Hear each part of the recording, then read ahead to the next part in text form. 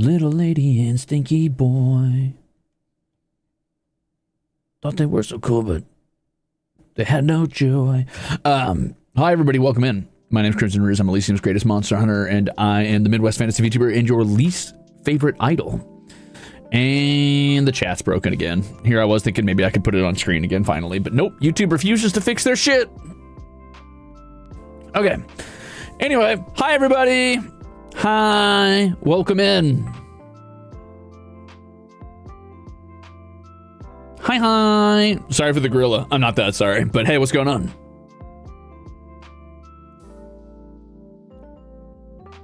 Just hit the arrow button. It'll work. No. You don't understand. The arrow button needs to be hit every 5 seconds, and I'm just not doing that.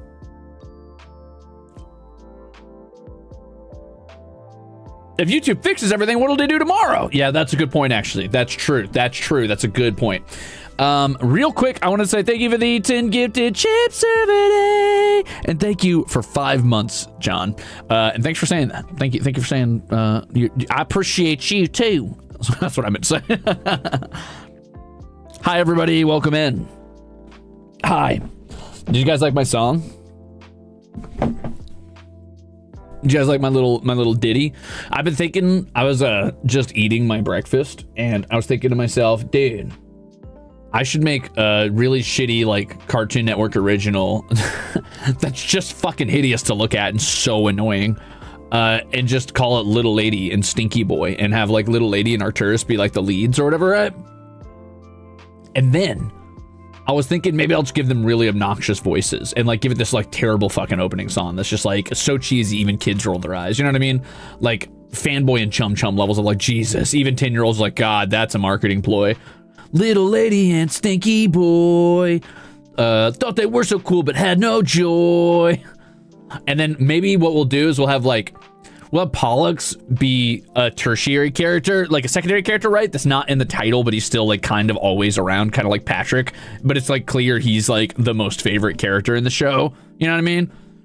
He's not actually, like, the main character, but the fans like him the most. He spawns the most memes, and he's, like, the most beloved. But Little Lady fucking hates Pollux, right? Just can't stand Pollux.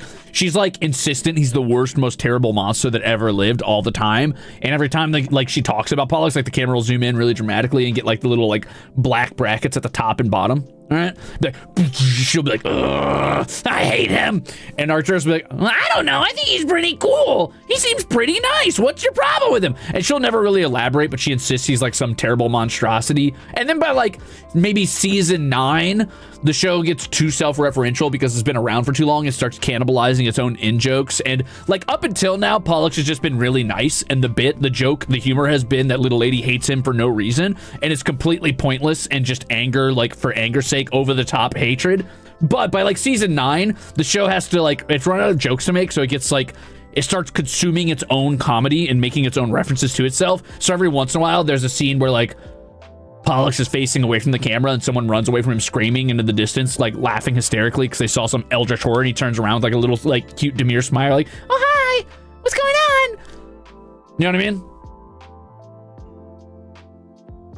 Yeah, like an Ouroboros eating its own comedy.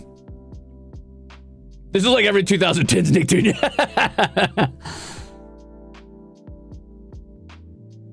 Are you gonna be a side character but we never see your head and you talk like womp womp womp? No, but I will be a pair of legs that is occasionally just standing around in the background as if like it's a part of the like backdrop, like it's irrelevant to the narrative. But then every once in a while a character will exit scene or exit the episode and not show back up because 2 big hands just descend from the heavens and lift one of them out of the scene, and that's it. It's just not addressed. No one talks about it. It's treated like someone got in a car and drove away. Like that's just how some characters exit the scenes and no one cares.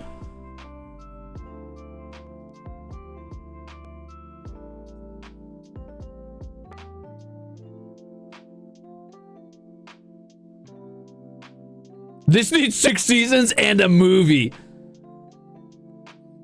The Ruze voice is the sound of a sink guard. Yeah, just whenever I like the hands come down on the screen, there's like a sound of like garbage disposal going off. The hands come down, pick up a cat, and then it's just we move on like nothing happened.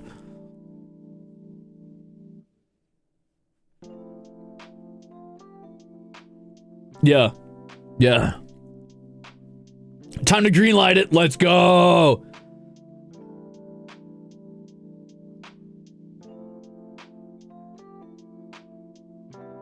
What if it's the worst sound of a claw machine? What if it's just different machinery sounds? Like sometimes it's like construction sounds, like that classic like fucking like concrete drill with like the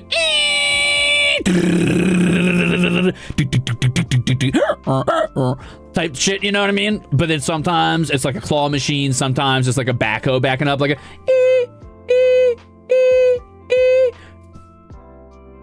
it's just different machinery every time the legs or hands show up.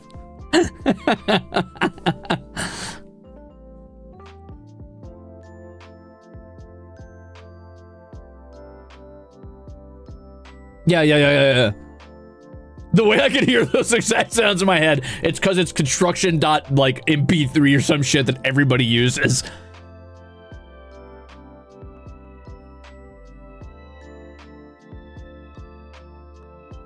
Hey, thanks, Zips Up. Also, good luck on the VOD watching. Where do I invest in this? I need it. How is this writing this fire, dude? Fucking aliens exploding. Just, oh, how's this writing this fire? Cartoon Network, hire this man. I would immediately. This show would guaranteedly get at least like I think it could easily pull 5 seasons. But if it got to 9, that's when it starts eating itself alive.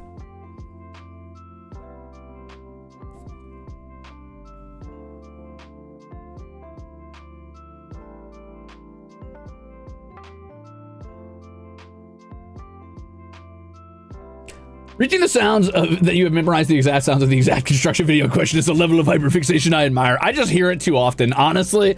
Will the movie have the screaming goat joke no one finds funny since 12 years ago? There's a screaming goat joke? Oh, the goat or whatever? Yeah, no, I'm good. At least 4 people would watch this. True.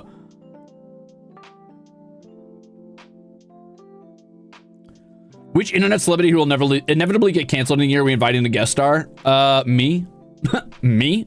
What do you mean? Duh. I'm gonna be the construction noises.mp3.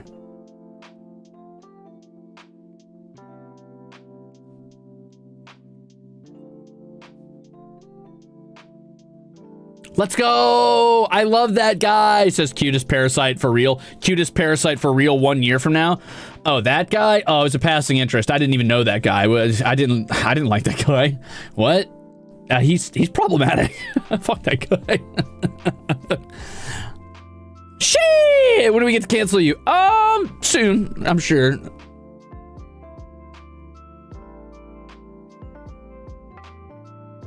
The end of every conflict could be the sound of the food. Oh, the cat feeders going off could be the end of every episode. Yeah, that's when they sprint off into the distance.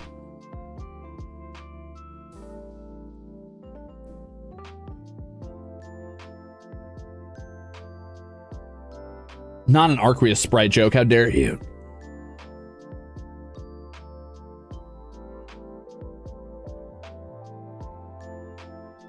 Ruze, I hate to give you incentive, but you getting canceled is the only way I get to permanently touch grass. All right. Here I go. Politics, religion. No, anyway, hi everybody, welcome in. So, hey, this is my morning latte. It's where I'm going to, no, don't do it!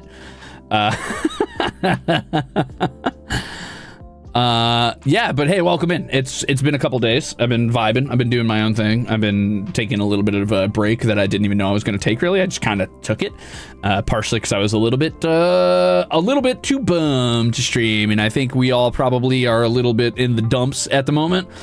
Rightfully so. But yeah, here I am. Back again in the flesh. I don't know if I'll be making a schedule this week or not. I might just do a couple gorillas. I'm not sure. But I know we've all been, I'm sure, processing the news and dealing with, you know, the graduations in our own way, which fair. But it's been a lot of days, man. Been a lot of days. It's been long days, rather. And I've mostly been distracting myself or focusing on my own stuff. And I'll be upfront with you guys. I'm not going to make this about me, obviously, because, like, it isn't. And we've got more graduations upcoming on the JP side. So, you know, while your Oshis are still here, make sure you know, you're tuning in, you're stopping by, you're throwing them as much support and like, you know, emotional support or financial or whatever. Just make sure you're letting them know you love them or whatever. Do what you can for them while they're still here, because I'm sure they'll hold on in those memories for a long time. But it has been kind of eerie, kind of strange watching it happen, I guess, and a little sad, very bitter, not even bittersweet, really, just kind of melancholy. I never really got to know my JP senpais super well. I mean, like, I've had my moments where I got to hang out with them and it was pretty cool, like, you know, doing like the karaoke in Japan and getting to sing with like Rika senpai and stuff, and getting to, like, you know, being introduced to the Minecraft server through them and getting the tour was really cool. And just meeting them, you know, when I was in Japan. And I remember, like, just small interactions, nothing like crazy. It's not like we were like best friends or anything. And I'm not going to sit here and do the thing where a friend shows up to a fucking funeral and it's like, oh, but like, how can I make this about how sad I am? But I don't know, man. I just find myself thinking back on like Rio handing out like little gummy sharks and stuff, or the small like interactions we had through the language barrier when I was in Japan, giving people candy and shit, being a fucking weirdo and strolling around like a fucking fucked up tall ass Willy Wonka, handing out little like beautiful like mesh pastel baggies of American candies on White Day, which I did not realize was White Day, like a fucking idiot. My bad.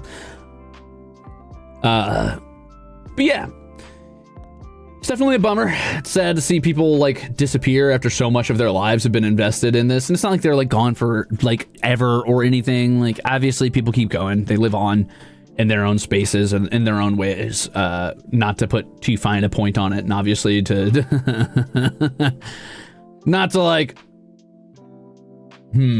yeah, you know what? It's fine. I don't care. They're still around, I'm sure, or will be at some point somewhere. So if you care and you still want to like be around and they're like your favorite person or whatever, go find them and make sure that they know that, because I'm sure they'll love that. Anyway, yeah, that's it's been a weird couple days. I've been kind of processing in my own way, which is usually a very distant way. Fucking going on an aesthetic journey into my mind in the darkness of a closed room with no lights.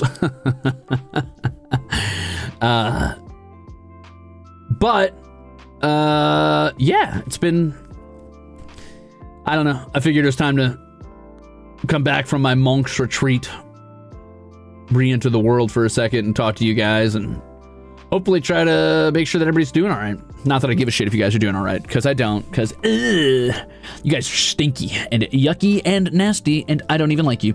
But you know, someone's got to keep you guys from wallowing in despair and fucking be like, this time I'm doing it. So here I am, gorilling. You're welcome. Hi, Dahlia. But I want to say that, like, while this is a sad time and it does suck and things will probably never be the same, that is the nature of life, gamers.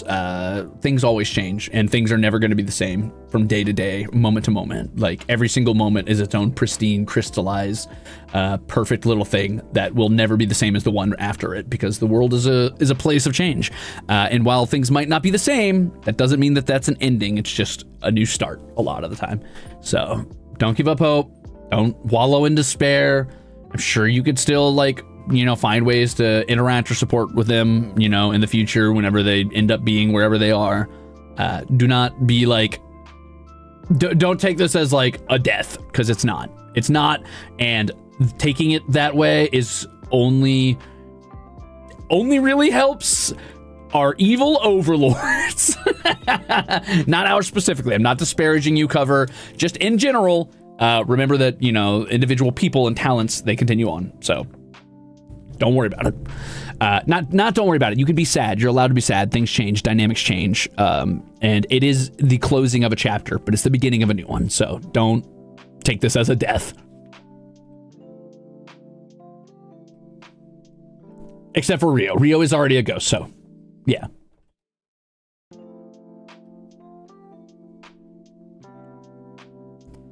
Oh God, playing League of Legends to feel better? No!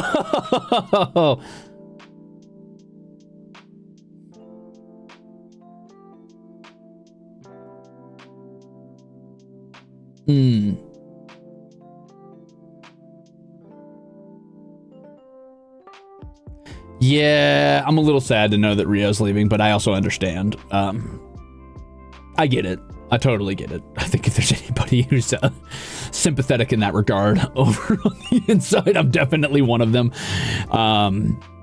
I think that like each boy has to make their own decision and figure out what they want to do, and I'm very much in support of that, and I think that's good. I think it's healthy. I think it's wise to like every once in a while take a step back and ask yourself like, am I doing everything I want to be doing here, or am I able to like flourish in the way I want to be able to flourish in any job, anywhere?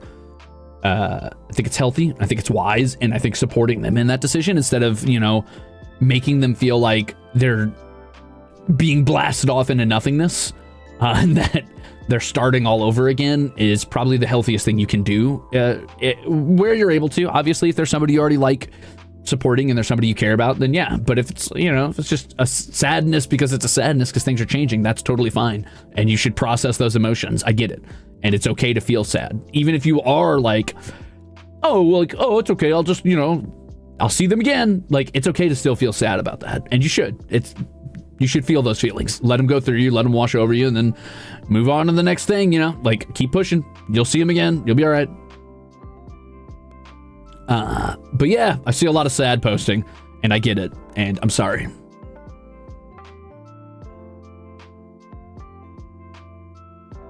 Yeah, the cup sleeve event. My agent, my super secret agent, did get me one of those cup sleeves. Thank you, agent. And brought me some tea, but it was really, really, really warm by then because they had to drive so far.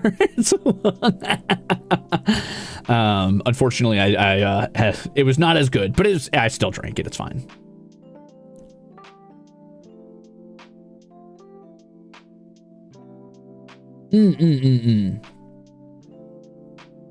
That was crazy. How many agents do you have? Near enough to drive a few hours for me? 2. And one of them is my little brother. The other one is my buddy from college. He's cool.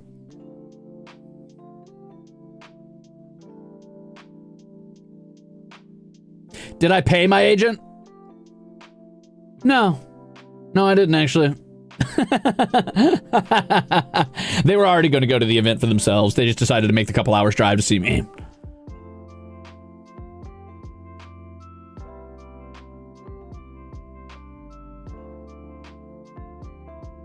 Paid in exposure. Yeah, of course. They were paid in exposure. I'm actually about to dox them right now. Different denotes neither bad nor good. It simply means not the same. Cheshire Cat from Alice Madness returns on favorite quote of mine. Damn, that's a good quote, actually. Different, however, like many things, does denote bad or good depending on the value that you apply to it. Did you like how things were? It can be a bad thing.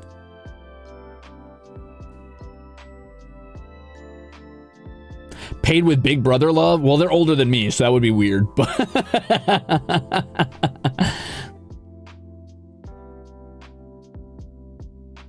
you got your Ruze happy. Let's go! Congrats, gamer. Congrats. Let's go. Anyway, I figured I would just get that part of the talk out of the way because it's kind of the elephant in the room, and I'm sure a lot of people are probably not going to address it, and that's totally fine. I get it. Usually no bummers is the best way to do things, and I think that like dwelling on it is not the move here, and I won't dwell on it for long, but I wanted to say I am a mixture of sad and I guess somewhat proud or anticipatorily hopeful for the boys. And like everybody else, there's a certain melancholy that comes with that at the changing of things, whether like it personally affects me or not. It is, I don't know if it's like born of empathy or just like the knowledge that things won't be the same. But that is the way things go, man. I'm also hopeful. I'm also somewhat proud. That's a hard decision to make, and I get it. And it's incredibly brave to make a choice like that and not know what your future holds. And I hope the best for them. There you go. Yeah.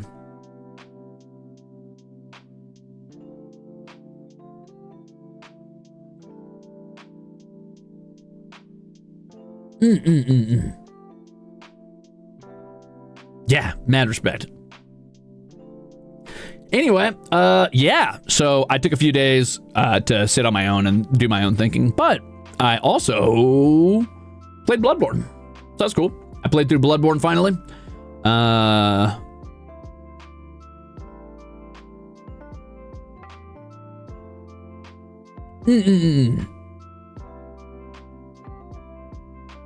I have one question for the developers of Bloodborne. Have you guys ever heard a fucking crow in your lives? I'm so fucking serious, dude. What the fuck were you thinking? What is your problem? Have you guys played Bloodborne? Here, I'll give you an exact MP3 of the crow sounds. The crows, first of all, are constantly pancaking. They're giant, like, Doberman-sized, fat little crows that are on the ground, wings spread, belly down. They shuffle towards you in the slowest possible way. And then they leap up in the air and they go...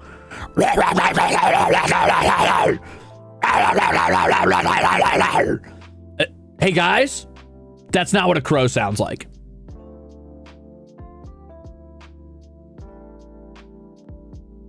And then they use that MP3 for like every other enemy in the game, which is kind of crazy. But the lore! I don't care if they got dogified. Those crows in particular on the ground were not dogified. They had crow heads and crow bodies, all right? Those were mostly crows.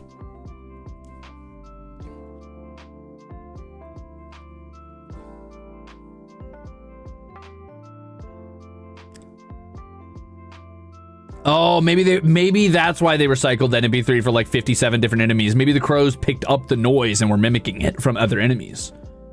Oh. That makes sense. Okay, why does every enemy in the game make that sound? Except for the weird dudes in the School of Mensis. Those guys don't make any sound. They just try to push you with their dumb metal masks. Did I like Bloodborne?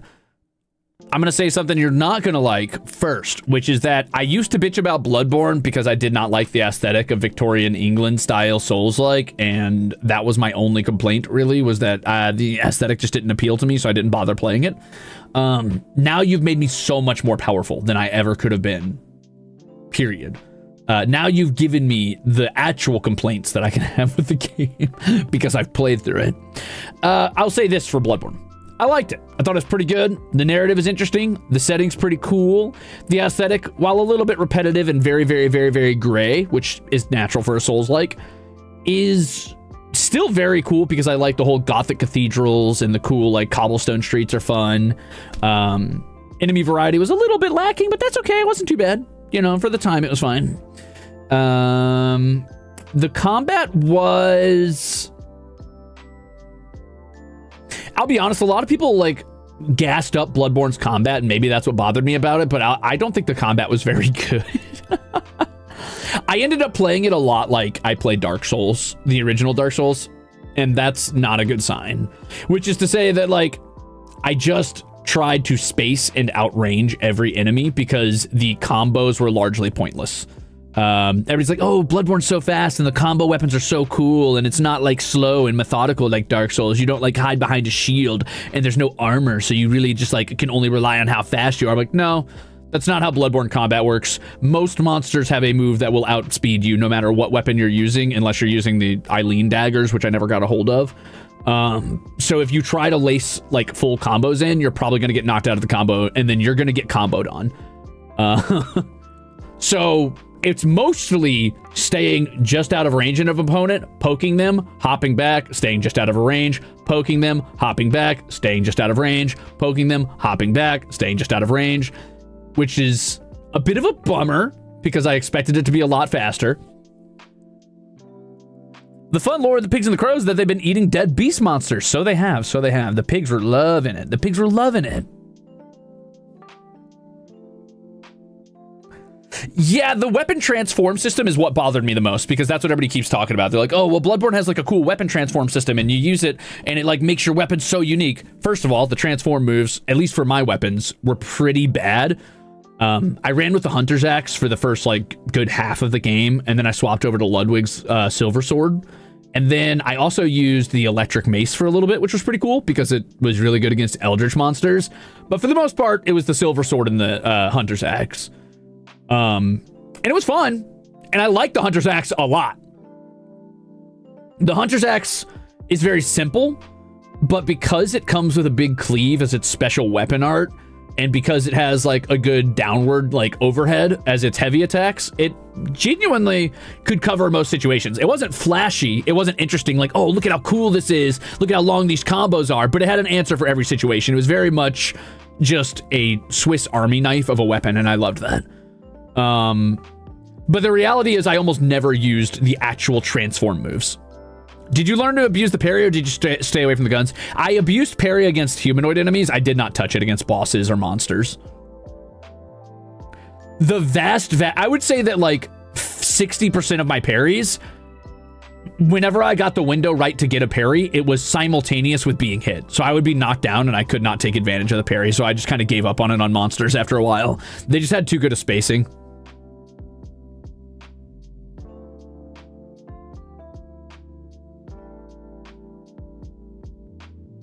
Yeah, I think there's a pizza cutter. I never got it. I was really bummed with the lack of weapon variety, even though I dug around quite a bit. And I know I missed out on a ton of weapons because I know there's like a katana and there's some sort of curved sword. And I think there's a scythe and there's Eileen's daggers. But the only weapons I found were the starter 3 weapons, the saw spear, which is basically just the saw blade, the gun spear, which you always get if you fight the hunter down underneath the weird chain gun guy, the chain gun guy's stake driver, which I didn't bother using, the Kirk hammer, which I didn't bother using, which I think is one of the starter weapons, Ludwig's silver sword, the electric mace. There was one more weapon that I can't remember right now. Anyway, there was not a lot of weapons, which is a bit of a bummer.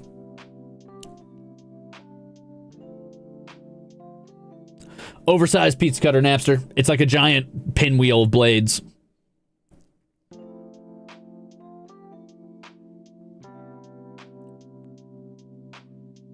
Did I play the DLC? Nope.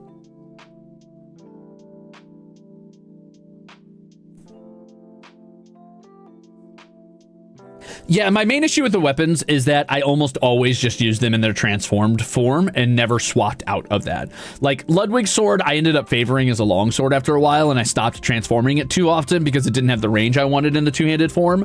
But with my axe, it was almost always a halberd. Like, I kept that thing super extended and just used it as, like, a Swiss Army knife weapon because it could handle almost every situation. And actually had a really good move variety.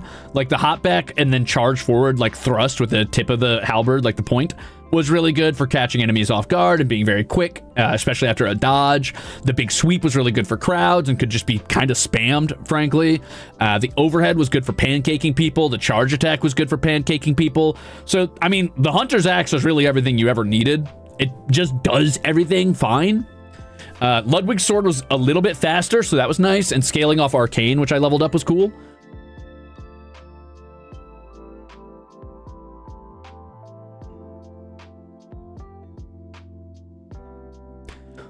But my main problem with the game is that I played it almost exactly like I played Dark Souls 1. That's the major issue for me. I was like, this isn't much faster at all. In fact, it's, oh my God, there was a fight. Oh, I remember this fight. This fight was so fucking annoying. There was a fight where I had to fight 3 hunters at once. It was a hunter with a cannon and a gun spear. It was a hunter with a cane whip, and I think it was offhand lightning of some sort. And there was a hunter with just 2 like claw weapons on his arms. And that fight probably took me half an hour. Not because I lost. It just took me half an hour of whittling them down slowly. And I was like, this is so boring. No, not the Shadows of Yharnam. The guys in Yahar Ghul, yeah.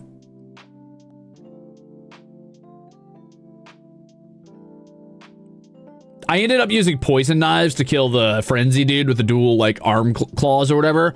And then it was just a lot of spacing to kill the lightning lady. And then I did die in the 1v1 to the lance guy with the cannon, but I came back and gave him the salty run back. I did not realize this cannon was a one-shot, and I took it straight to the fucking dome.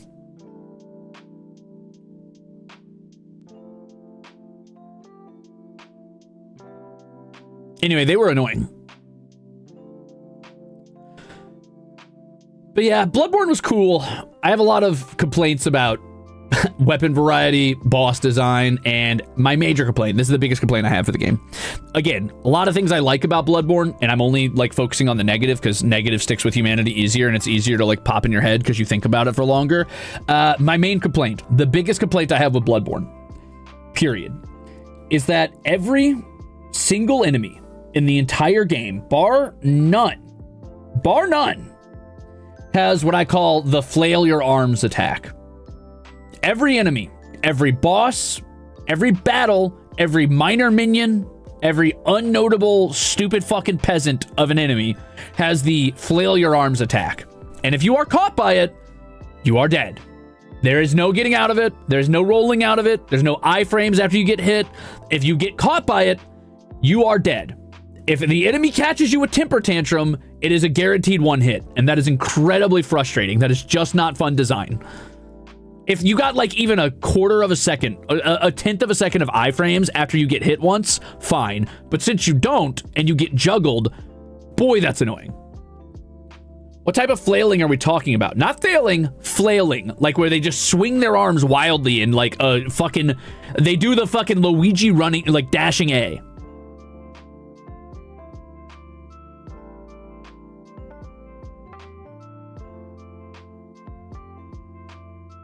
Is that not common in other Souls games? I think it's common enough, but typically you can roll out of them.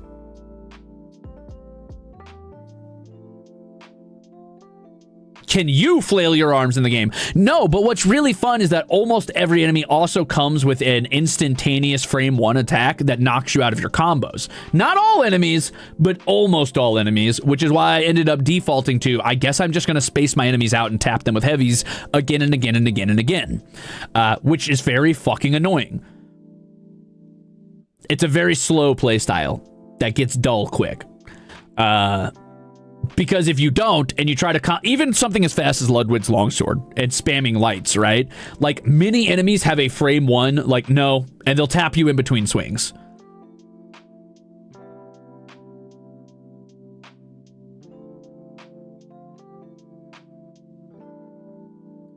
That's what I'm saying. Why doesn't John Bloodborne just flail his arms around, dude? He'd be the perfect killer. Yeah, I could see those being free parries unless you get caught by it. As long as you don't get tapped by the flail, I guess that is a free parry. That's a good point. And I was underutilizing the parry system, to be fair. I probably should have abused them significantly more, but frankly, I was turned off of the parry system when I was, I think it was when I was fighting Vicar Amelia, or, oh, it was the big axe guy at the very beginning. I think that's the guy who turned me off it. You know the big armored axe guy at the very, very start?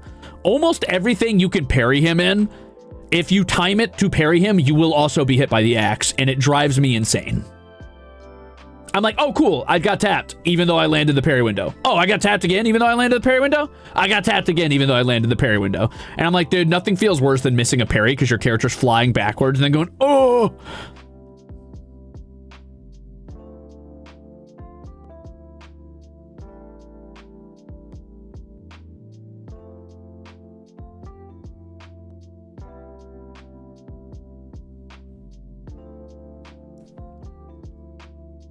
I have played Neo 1. I never beat it. I liked it, though. I think I played a little bit of Neo 2, even.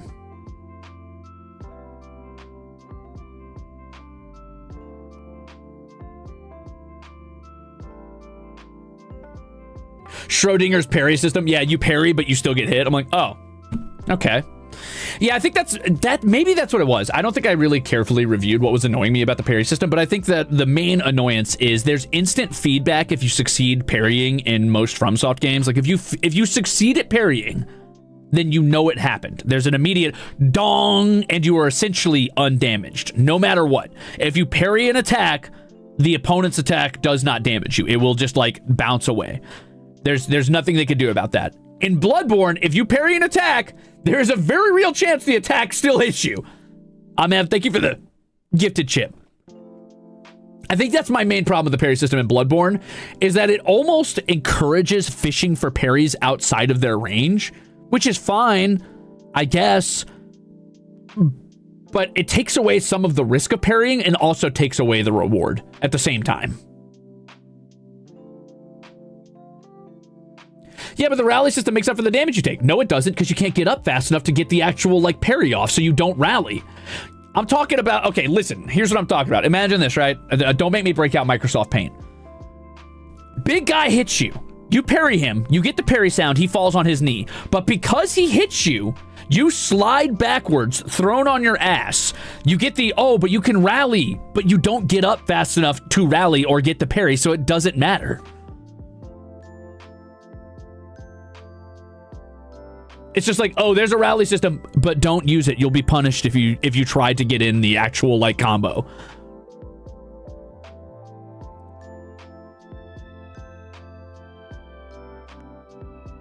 There's Bloodborne as you're meant to play it, and then there's Bloodborne as how you actually end up having to play it. I think that's what it is I've been gassed up on how fast and fun Bloodborne is, and how it's not like Dark Souls, and it's not slow-paced, and, like, it's encouraged to be really aggressive.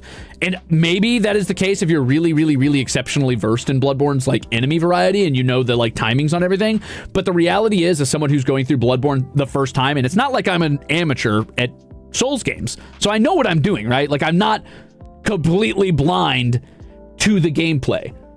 I would say I'm a Souls-like veteran at this point, but I still found myself being very slow and measured and just outranging my enemies and just tapping them whenever there was a very clear, very safe window. And I'm like, well, that's not very fast, is it? This is exactly how I played Dark Souls 1 when I used the Gargoyle Stone Halberd.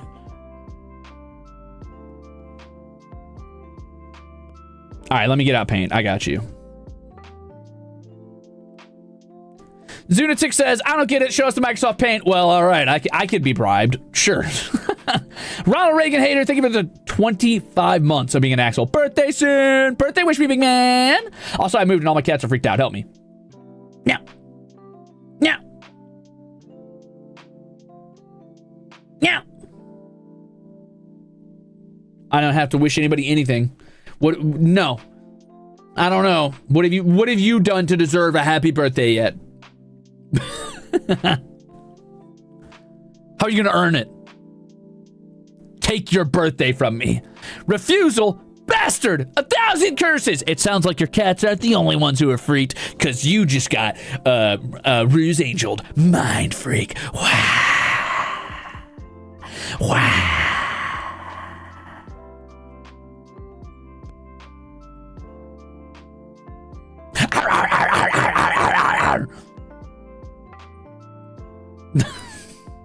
Happy birthday, asshole.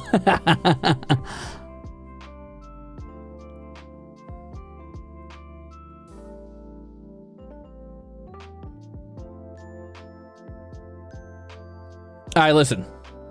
Check this out. Check this out. Here's how it works, right? Here's how it works. Here's what's going on. Here's what's going on. Let me make sure my pencil's working. Okay, perfect.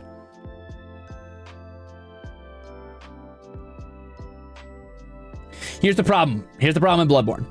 Bloodborne. Hi, I'm the Bloodborne hunter guy. I've got a goofy little sort of tricorn, but it's not a tricorn exactly. Okay? I'm Bloodborne guy. I'm John Bourne. I'm Jason Bourne. I'm Jason Bourne, and I'm related by blood, right? So what you want to do in Bloodborne is you have a sword or a weapon in your one hand, right? This is your, ooh, this is my big stick that I use. This is my goofy little cane that turns into a chain whip, right? And then in the other hand, what you've got is your neutral B is gun.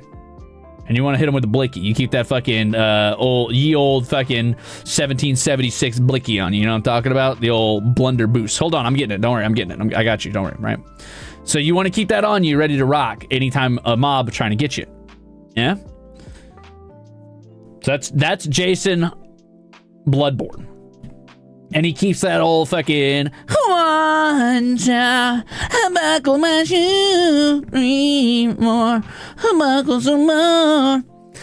So the way parrying works in most FromSoft games is if you are parrying, you're probably using a shield. You might be using a knife or a scimitar to parry, which I like using knives because it's funny and it looks cool, even though it's very risky and dumb.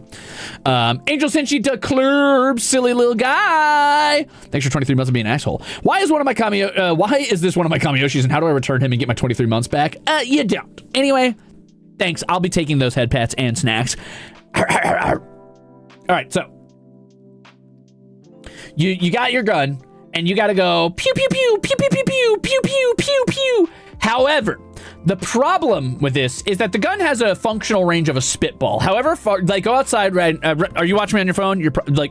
Data suggests that most of you are watching me on your phone right now. Data also suggests that most of you aren't paying direct attention and you're doing something else. Yeah, I'm looking at you. Yes, Jenny, you. I know that you're drawing right now.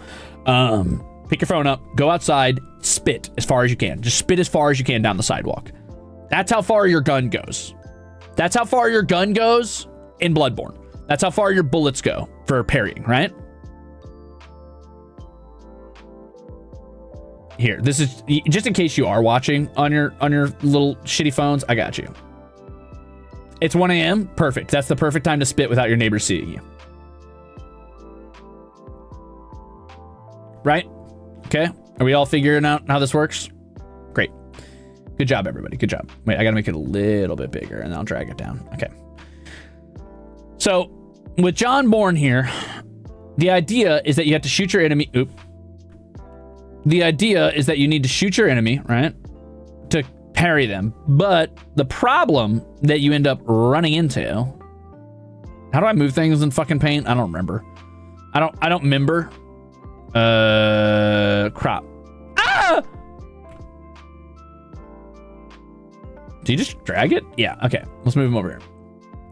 Instructions unclear. I spit at my screen. Okay, so now Choco Chippy, you understand how far the bullets don't go. Thank you for the soup. Here's the issue. Enemies are usually let's move them again. Hold on. Sorry, for the document, I need to move them again. The problem is enemies are usually about, oh, I don't know. That's not the right pencil. What'd you do? The fuck? Yay big. All right. They look like this. Sorry, they're usually like wolf beastmen things. Yar, I'm an angry wolf man thing, and I've got like a gajillion eyeballs or whatever. I'll get you, John Bourne.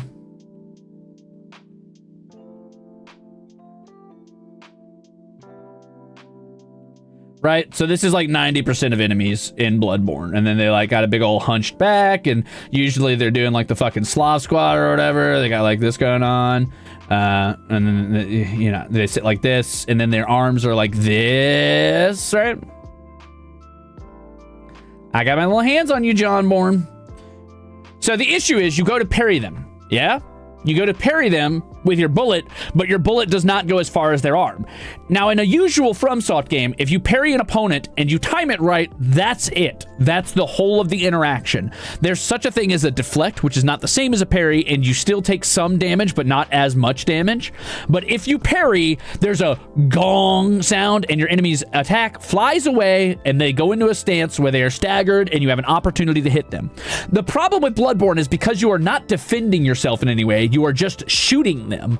This motherfucker still taps you. If the attack collides, the attack just collides. You're not moving the attack aside. You're not shielding it. You're not moving it aside with a knife or a sword. You are just shooting through the attack. So you are still hit. Mr. John Bourne falls on his fucking ass like an absolute clown, right? Like this dude just goes, oh no, I've been tapped. Fuck. And he falls on his stinky, stupid little ass, right? I don't know how to rotate in this thing. I'm gonna do it like this. Yeah, he does this. He goes, ow! And then, usually, what happens is this guy becomes vulnerable for a second over here, right? He's like, oh, I'm vulnerable. You knocked me back. But then you spend 15 fucking hours this far away from him, all the way over here, right? Like, you get shipped off into the far, far west to lands undiscovered off the back of the giant turtles that carry reality around. You are no longer within the equation. And then You're like, oh, but don't worry, there's a rally system in this game, which is a system. Look, hold on. I'm going to help you. Look, pay attention. Oh, sorry, that's too small. Pay attention. This is your health bar, right? Oh, I'm missing some. So if you're missing health, right? So that's all, this is all black because that's missing health. However, when you take a hit, let's say this is how much damage you took when he hit you out of the parry, right? When you take a hit, some of your health does not go all the way away. It just grays out a bit. All of this health can be earned back if you hit your opponent fast enough. There's a time limit where if you spray your opponent's blood, right? If you shed blood from them, you essentially drink it like a fucked up vampire, right? And you get this health, the gray health, back. However, you spend 15 minutes on the ground going, Peter Griffin memeing as you hold your kneecap while the blood runs out and you lose all of this temporary health. And you lose the window to get the parry on this guy. Like, he's staggering, but it doesn't matter because you're laying there holding your fucking knee like, oh, my knee, my kneecaps. Then you get up, run back, and by the time you get back, you've already lost this much more health. It's drained out of you, brother. Now you've lost some permanent health. And then you go to swing to be like, maybe I can get back this little bit of health. This motherfucker's already recovered, and he's taken a second fucking swat at you. He goes, haha, doink, doink, doink, doink, doink, doink, doink, doink, doink. Shut up, John Bloodborne. Doink, doink, doink, doink, doink. So you're punished for engaging with the mechanics of the game. The game's like, be aggressive. Ha, just kidding, you idiot. Were you aggressive? They recover faster than you, dum-dum. You thought you were gonna get your health back? You're so stupid. You're so stupid. Anyway, there you go. That's my problem with Bloodborne. I feel like people think John Bourne is fast because you have to dodge everything. I think they think that... Here's the reality. My new theory, and the Bloodborne girlies are gonna fucking hate this. Someone's getting on fucking Reddit right now and typing as fast as they can. My theory is everybody who's ever complained that Dark Souls is too slow and Bloodborne's better because it's fast, which Bloodborne can be better. Don't get me wrong. If you love Bloodborne because of the aesthetic or the monsters or just the weapons, fine. I get it. That makes sense. If you think Bloodborne is faster than Dark Souls, you were cowering behind your shield and heavy armor in Dark Souls the entire time and refusing to engage with the game in a way that you enjoyed, and for some reason just decided to play a hyper tank, which is a valid way to play. That can be fun and goofy too, but if you chose to play slow, that was your choice. You did that to yourself. So my theory is people who say Dark Souls is too slow are just playing Dark Souls like cowards. And that's okay, but you did it to yourself. Babylon Goggles says, funnily enough, I'm playing Dark Souls 1 as we speak. As someone who's previously beaten Bloodborne, where in Dark Souls 1 I'm going full Unga Bunga Great Club on foes versus Bloodborne Shanks to meet ya, bruv. Shanks to meet ya, bruv is a good way to play Bloodborne. Bloodborne is one of the few games I played with a sort of vaguely Unga Bunga build, but it was more about spacing than just heavy hits. Nafchiori, thank you for the 13 months! And Babylon, thank you for the soup! There's the cancellation. Yeah, a month from now, the Bloodborne girlies are gonna come find me and be like, fear the old blood.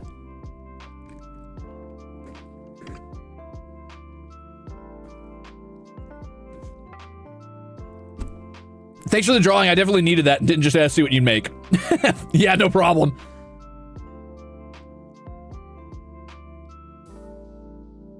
Bloodborne bros, close your ears! Come get me, Flayon. Braxton, thank you for 19 months! 19 months. Yippee! I do enjoy hearing Ruze poo-poo on Bloodborne. Ha! Never played Bloodborne, but I always hear people gas it up as the best Souls-like ever. It's a good game. All right, so all of this has been complaints so far. Let me backpedal a bit here. Let me backpedal a bit, not because I give a shit about the Bloodborne girlies coming for me. I will simply, you know, parry them with my very real shield that actually parries and doesn't pretend to parry. It's a good game. The art style is incredible. The universe is compelling and interesting, if incredibly depressing, but all Soulsborne games are incredibly depressing, so I guess whatever, you just gotta kind of deal with it. I like a lot of the weapons. It's probably my favorite axe I've ever played with in a Souls-like game, which is great because I'm always trying to like test out different weapons in Souls-like games, though I will say I still prefer the Gargoyle Stone Halberd. It's my baby. I love it. It was my first like chosen weapon in a Souls-like game that I really loved. That and the Astora Straight Sword, of course. I like the rally system when it works, and when you're up against certain types of enemies, it's actually very valuable and fun, and does encourage a very like aggressive play style that I think is cool. I like the idea of ranged parries. I just feel like it wasn't implemented in a way I enjoyed. And aside from all of the very, very, very many bugs and weird clipping issues and AI quirks that I encountered, which I can blame on it being like a 15-year-old game or whatever, I think for the most part, the encounters were pretty well designed. I think Bloodborne is a good game. I think I would rank Bloodborne beneath Dark Souls 2. So, sorry.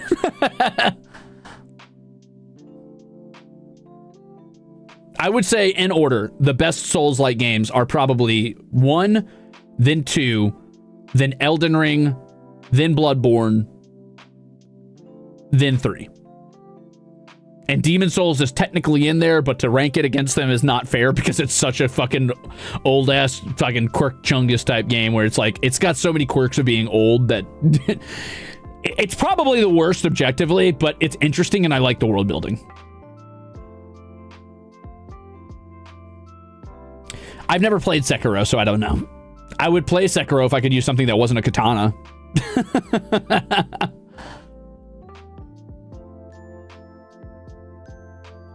Were there any moments to me for Bloodborne that stood out? I liked the Vicar Amelia battle. I thought that Father Gascoigne was pretty cool, and I thought he was interesting. He's a cool first boss to encounter. Very sets the mood perfectly as like a juxtaposed, like dark version of your hunter and what could become of them. I liked the idea of the quest lines, but I think I completed basically none of them, and that makes me sad. I was trying hard to figure out what was going on with the lady in the clinic. But I got to her too late. I couldn't save the guy in the window, but I don't think you're supposed to or able to save him anyway, the sick guy who gives you the flamethrower. I accidentally sent the scavenger to the lady in the clinic, so I think she killed him. And the old lady went crazy in the chapel, which just meant that she gave me a lot of sedatives, which is cool, but it didn't actually conclude the story in any way. Eileen, I never found again after I helped her kill the hunter.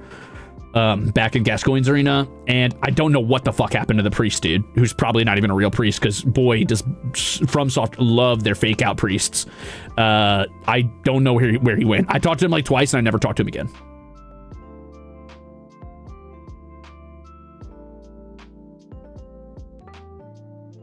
Naginatas are underrated. My chosen weapon in Neo was a Naginata, or maybe it was just a spear, actually. I really liked the polearms in Neo. I liked them a lot. I should go through Neo again, but I liked the polearms in Neo. Also, why the fuck are you a random white dude in Neo? Like, whatever, I don't care that much, but like, what was the plot, like, contrivance there? Why did they do that? They're like, you're a washed up fucking British guy. Why? I remember being like, what the hell?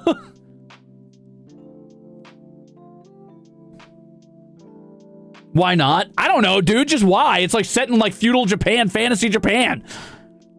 Because he's a real guy? Big British paid them off, I guess. But then why does why is this guy a fucking master of the katana? Like the moment he lands. They based it, who is he based on?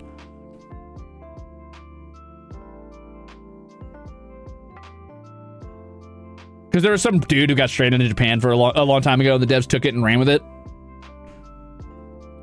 Did John Japan master the fucking blade the second he landed on the shore?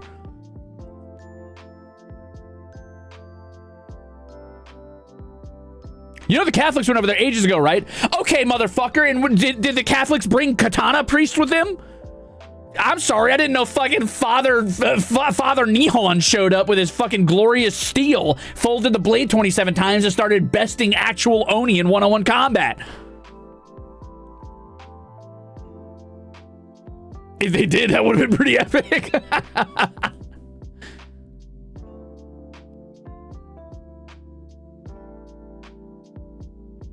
Jesus died in Japan. Google it. Oh, okay, I'll Google it.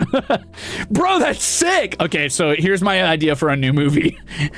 Father Katana. Katana Priest, I need this game now. You've already got it. It's called fucking, what is it? The Matrix.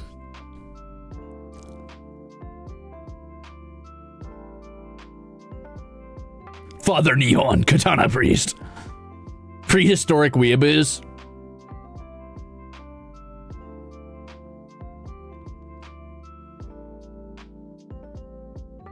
They based it off of John Adams. I thought that guy just made booze. I thought that was a founding father. Who the fuck is that?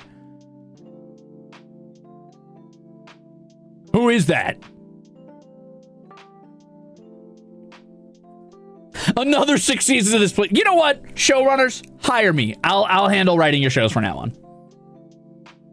The Pope being against AI, and now we've got samurai priests. Not me considering Catholicism again. Oh, William Adams. Oh, Samuel Adams is the beer. Listen, I don't know a single fucking U.S. president. I don't give a shit, dude. I loved history class, but you could not bore me into paying attention during American history. I'm so sorry.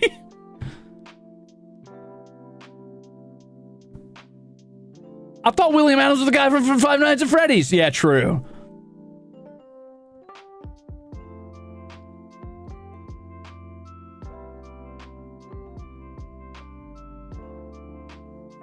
Perhaps there's too many people with the last name Adam. That's what I'm saying, dude. There's too many Adams out here.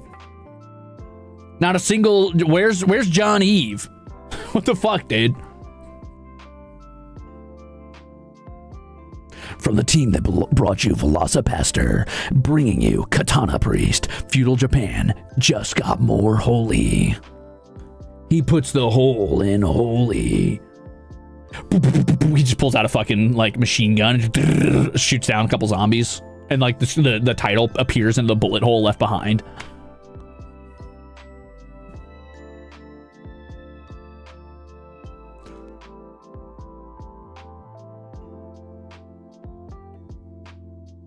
That's how paladins were invented, fun fact. Okay, got you.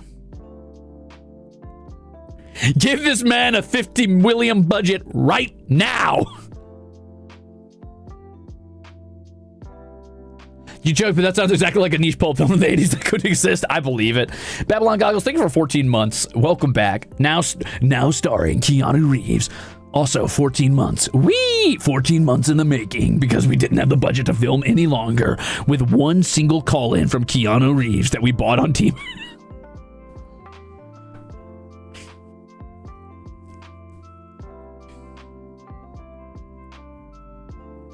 Now starring that one guy from the fucking TikToks. You know I keep that blicky on me. We're about to sweep these streets with the 1600s Jordans. Ha ha! Step back, motherfucker. Timu Keanu? Yup. Great value Keanu? Yeah.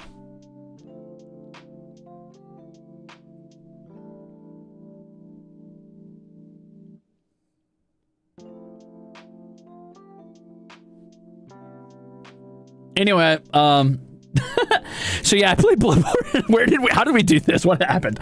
God, I really hope they get Keanu Reeves for the Bloodborne movie. Jacksepticeye, if you're watching, since you're my biggest fan, can you please grab Keanu Reeves for Bloodborne? Please, please, please, please, please, please, please, please, please, please, please, please, please, please, please, please.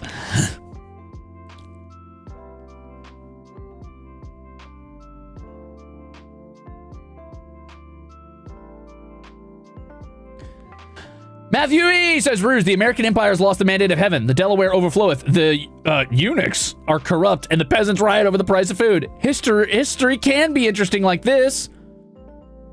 Meh. Meh. American history bores me. I'm sorry. I'm sorry. I think it's just the like dogmatic fanaticism with which it was taught to me. I think I was just skeptical of it. I think I just got annoyed when I was learning it because it just felt like I was being fed fucking rhetoric, which some of it absolutely was, to be fair.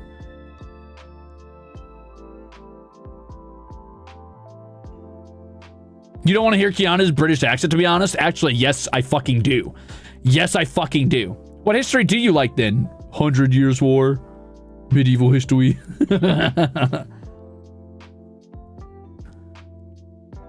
Hi, today was my last day at my job and I'll be starting a new one. Oh, let's go. Congratulations, Denny. Woo.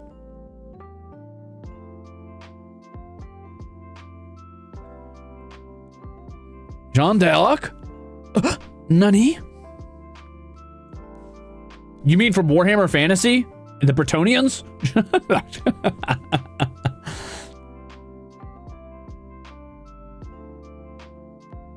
I think I would be much more copacetic to learning American history now than when I was a kid. As a kid, I hated it because it bored me. But I think now I would probably like it more.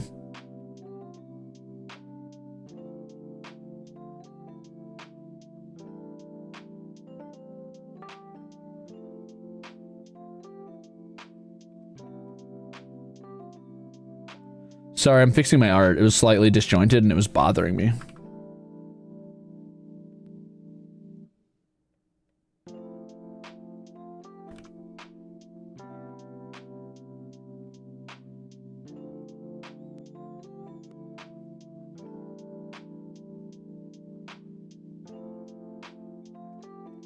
I had to put John Bloodborne's hat back on. There we go. You will see the World Cup opening? I will not see the World Cup opening. World Cup of what? What are they doing? Why are they opening a cup? What the fuck? Cups don't even have lids usually. Is it one of those like TikTok girly cups? The ones with the big straws that they put all their stuff in? Like their snacks and stuff on top?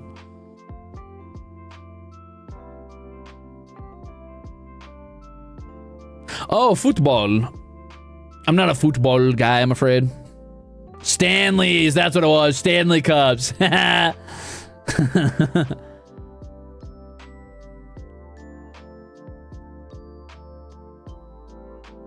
Here's the thing. I have grown. I've become less of a hater of many things as I, grow out of being a petulant little nerd who hates things just because people who liked those things had wronged me in the past. Sports is not one of them. I just can't bring myself to give a shit. I'm sorry. Unless the sport involves like medieval combat, I probably just won't care. Rio, thank you for 4 months. Welcome back.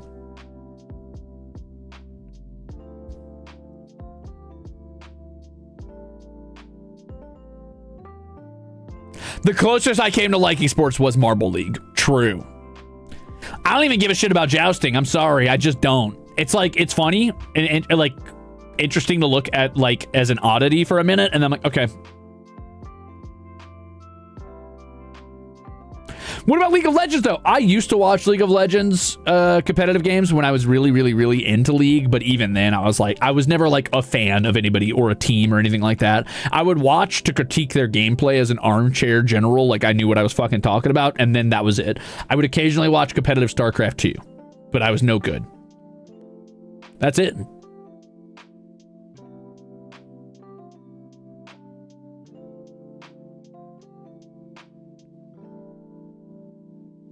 Maven, that is the funniest fucking thing you could have asked. That is the funniest thing you could have asked. Hey guys, I'm Crimzon Rulez and I don't give a fuck about sports. Ah, I wonder what this man's opinion is on ice skating. Is that a sport? This man who doesn't give a fuck about sports? Hi, I'm Crimzon Rulez. I don't know math. Ah, but do you think math is... What do you think about this math equation? I'm the least qualified person you could ask. Sure, I mean, it seems cool. It's interesting. It's beautiful. It's a cool art form. It's a cool sport. Yeah, I don't care. I just don't care. Like, it's cool as in, like, it's interesting and it's compelling and I understand there's skill that it takes a high amount of skill, but my opinion on it should not matter.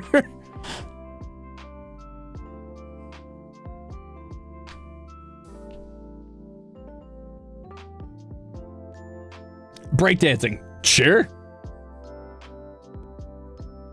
What do you think about geometry? Fuck geometry. All my homies hate geometry. What about Yuri on Ice? Yuri on Ice was very good. Very compelling.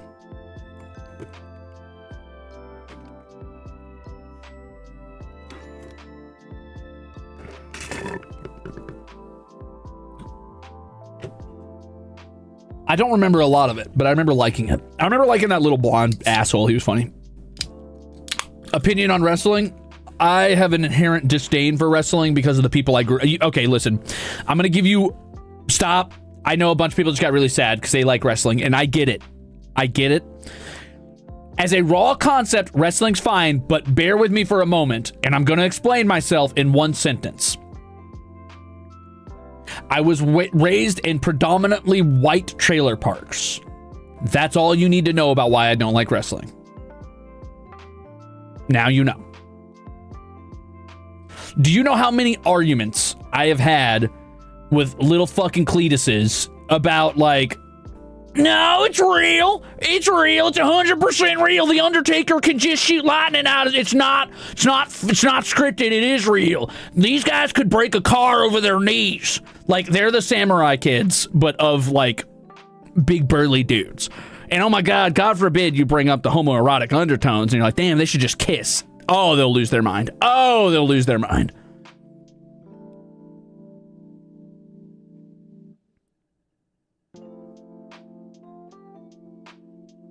Oh, that's just my dad. Well, there you go.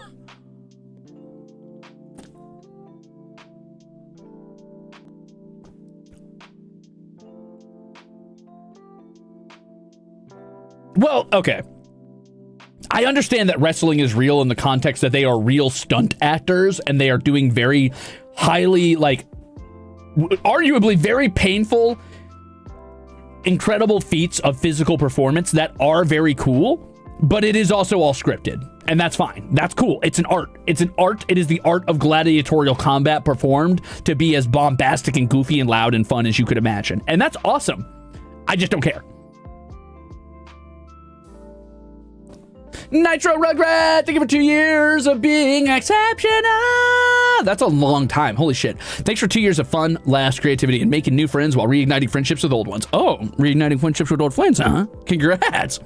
You're a bastard, but you made a pretty wonderful impact on my life. So thanks a ton. I hope you and the Rusaders stay cool, happy, cringe, and free. Aw. Thank you. Thank you. That's very sweet, Nitro. So, reunited old friendships, huh? Pretty cool or whatever. Just saying. Pretty cool or whatever. Anyway, thank you for 2 whole years. That's absolutely crazy. 2 whole years of being exceptional is bonkers.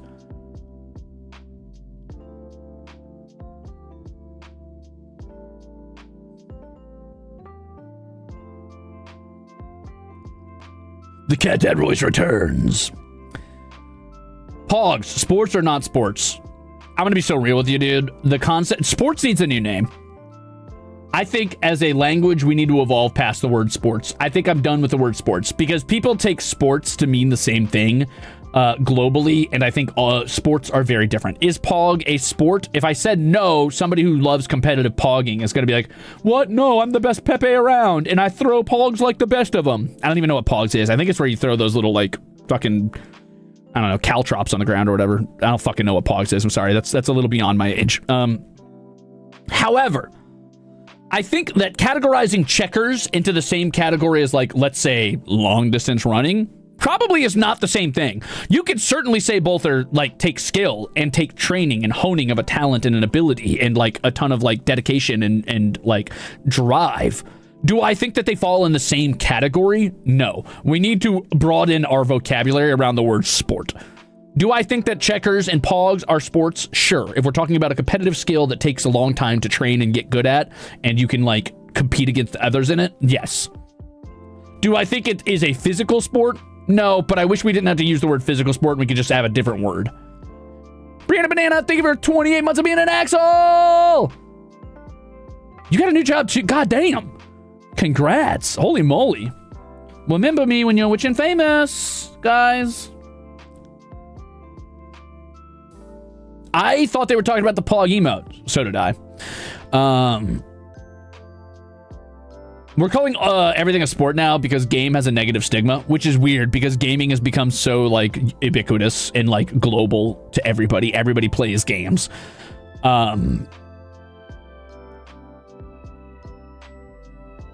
The fact that fishing is considered a sport honestly pisses me off. Totally understandable because that doesn't feel like a sport to me necessarily, but I guess it is technically, even though it relies entirely on like what the fish are doing that day.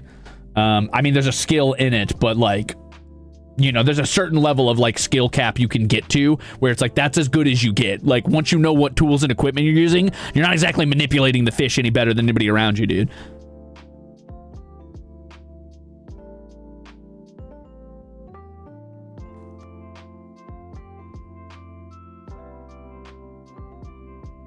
Wow, we really got into the dichotomy between sports. That's so fucking funny. Okay, I want to go back to wrestling real fast. Say I've got nothing against wrestling again, and like, yeah, I'm doing a bad job at my job as being a hater. I hate a lot of things, and it's not that I think wrestling is like a bad thing to be into.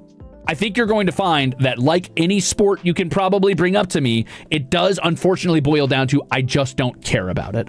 And I think that's because the things I do care about, I care about too deeply and spend too much of my time on. Ruze, I have a pet cat. Should I eat him? I'd rather you didn't. However, you should put your mouth on his belly and go, which might get you a scratch on the eyeball, so be careful. Make sure you block your eyes when you do it.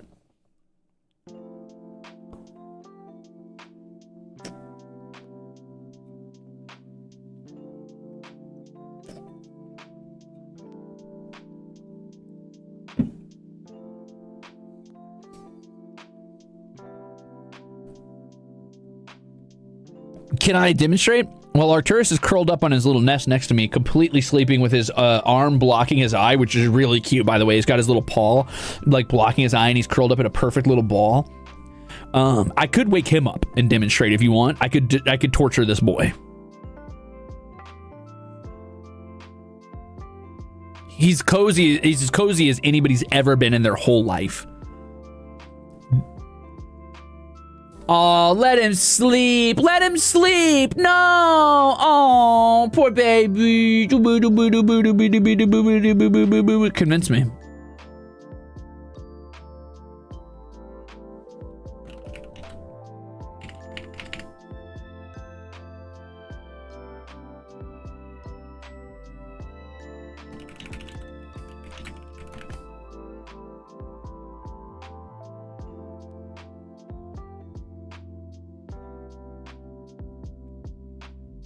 Convince me. Let the baby rest? Yes or no?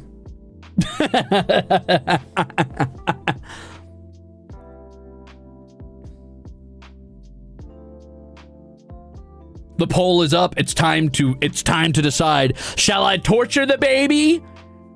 Or shall I let the baby rest?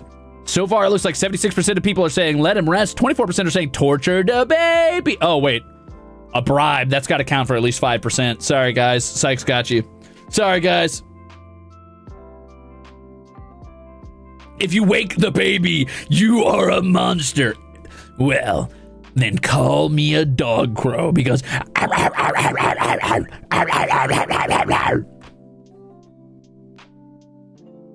My noise made him super, like, a little adjusted. So now what he did is he pulled his back leg up, right? He pulled his back leg up by grabbing past his little like digitigrade knee and grabbing the little like soft part of his little chicken leg and pulling it up so his head is now tucked into his back leg and his little foot is sticking up past his ears. It's very cute.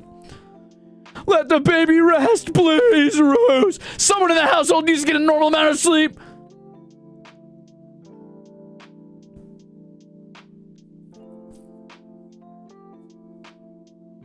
He does look really cute right now, I'm not gonna lie. All right, and it looks like with 74% of the poll, we're gonna let the baby rest.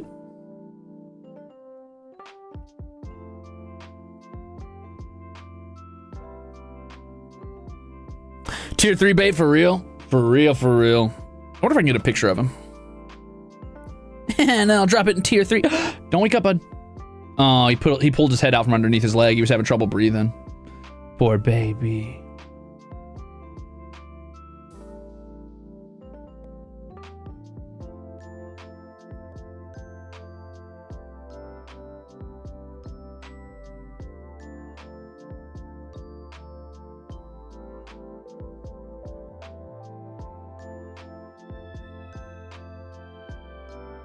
Hold on, I'm being very quiet so I don't disturb him. I'm slowly maneuvering the camera.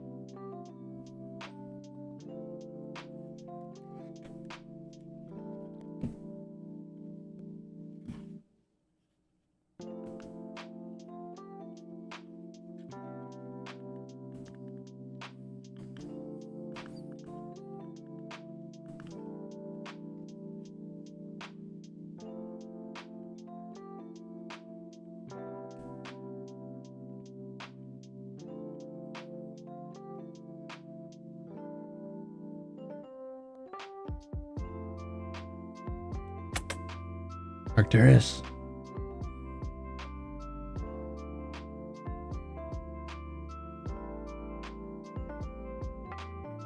Are you sneepy, bud? Are you sneepy, baby? Aw, who's a little sneepy boy? Aw. You sleeping with your Ruze Nui? That's pretty cute, buddy. Are you needing the air? Do you like when I say you like when I talk to you, bud? Pretty cute, buddy. Pretty cute.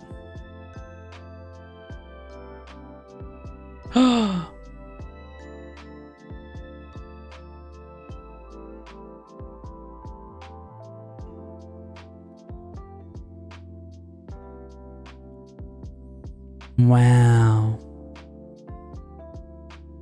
Arcturus. What are you doing?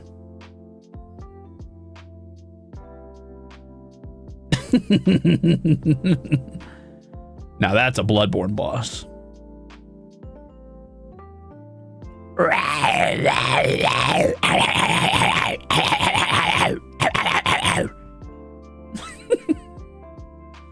Thought it was gonna be a cozy time napping in here, huh, bud? And yeah, here I am making all this noise. Oh, big yawn. Was that a big yawn? That was a pretty big yawn, bud. Your eyes are, you look a little sleepy. You said a little sleepy in your eyes. Are you tired? Do you want to rest? I'm sorry, did you want to rest? I didn't know.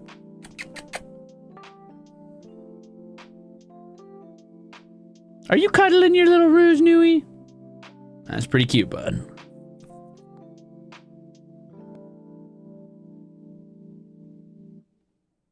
Okay, good night, buddy. All right, we're gonna leave him alone. He wants to sleep. He wants to sleep.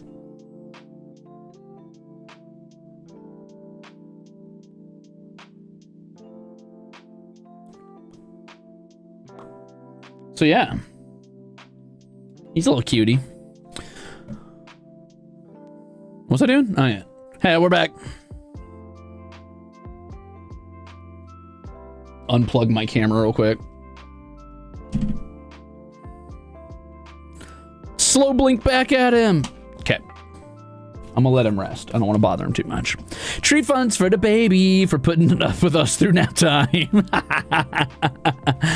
Thank you for the tree funds, Choco, Chippy. Thanks for the Arcturus funds.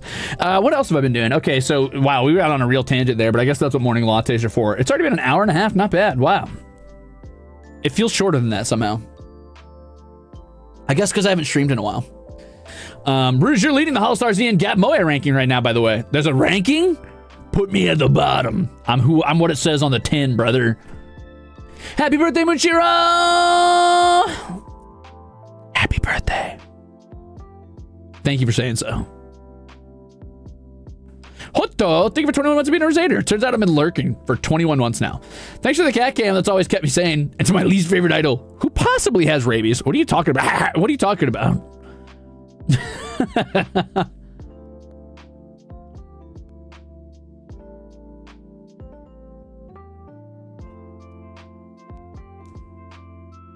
Gap rabies? Yeah, well, you know me. I'm just a really cute, sweet idol, you know? I'm just so charming. Giovanni. Yeah, what else have I been doing? In my free time, I've been building up my Tyrannid army for Warhammer. I've been making my Gene Stealers. I made them little freaks with like Davy Jones Cthulhu faces. So that's been pretty fun. I'm really enjoying that. I've been kind of kicking the lore around in my head that I got a few Tau as well. So I'm kicking around the lore in my head that the Tau are like on an agri world where they're like doing a lot of like farming and fishing essentially. But it's like a mostly oceanic planet that's like 90% water, and they have to do like cool battle with this like very subnautic Tyrannid force that's like evolved to specifically conquer water worlds. So that's been pretty fun. But yeah, that's the concept in my head anyway. I don't know where I'm going to slide in the Hollow Stars, the Hollow Star chapter of the Space Marines, but I'll figure it out. Maybe I'll give the Space Marines their own different army.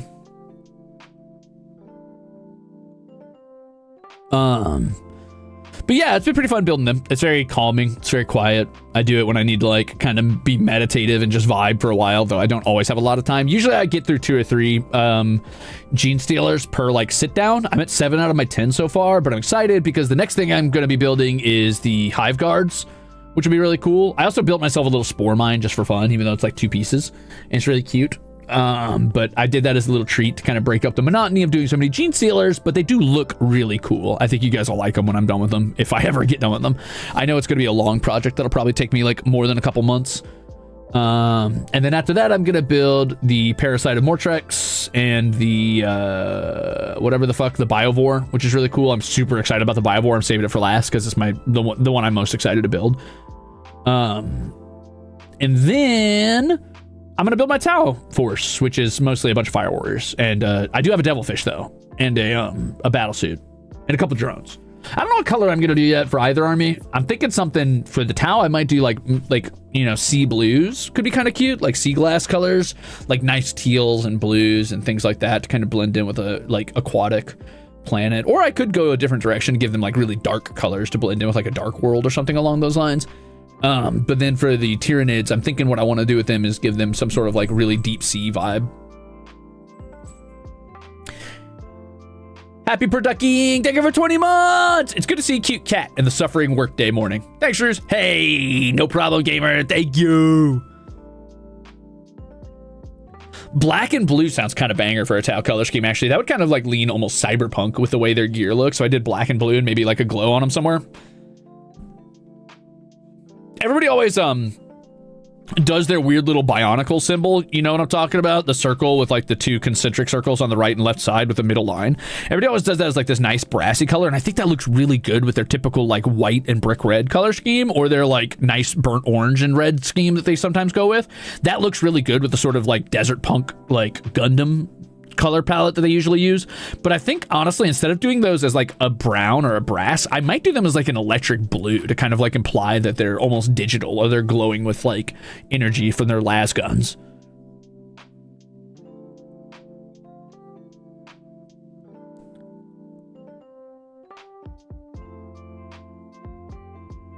Oh yeah, sprinkles, let's go.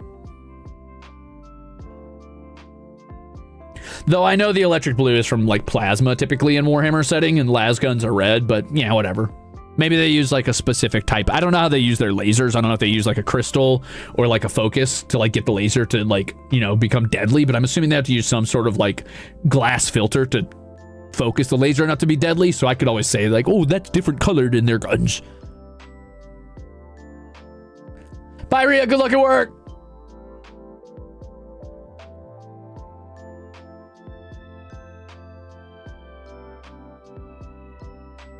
What else did I do? I went to a used bookstore, which is pretty cool. It actually had like, you know what it reminded me of, which is pretty weird because I haven't had, I mean, it's been a while since I've been there actually, and I didn't realize I kind of missed this vibe, or maybe I only missed it because it was unique to me. But this store was big. It was like this big sort of book emporium, I guess, and it kind of had Book Off vibes. If you've ever been to Book Off in Japan, it kind of had a vibe like that, which was actually kind of charming. Pretty interesting. I found an old hardcover of Little Women. I've been looking for that for a while because I have the not the autobiography, but the sort of like retrospective biography that someone wrote about the author of Little Women, and or like her letters she wrote back and forth to like friends. She seems really sassy and sarcastic, and I think that's funny. And I've been meaning to read more books with lead protagonists that are not young or middle-aged white dudes. Not because there's anything wrong with that. I just need to broaden my perspective a little bit, and I think Little Women seems like a good place to start because I hear it's a classic, so I'm curious about it. Epistolary biography. Yeah.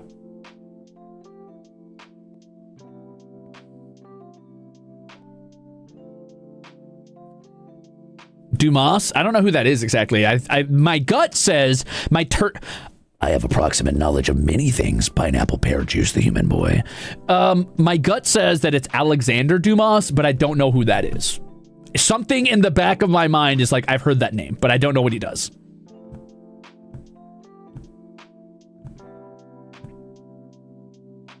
Anyway, I got this beautiful hardcover of it, and it's got like this sort of soft, like either leather or pleather binding that's like all red, and it's got a bunch of gold filigree around it. It's really pretty. It also has Little Men, which I think is the sequel to Little Women in it.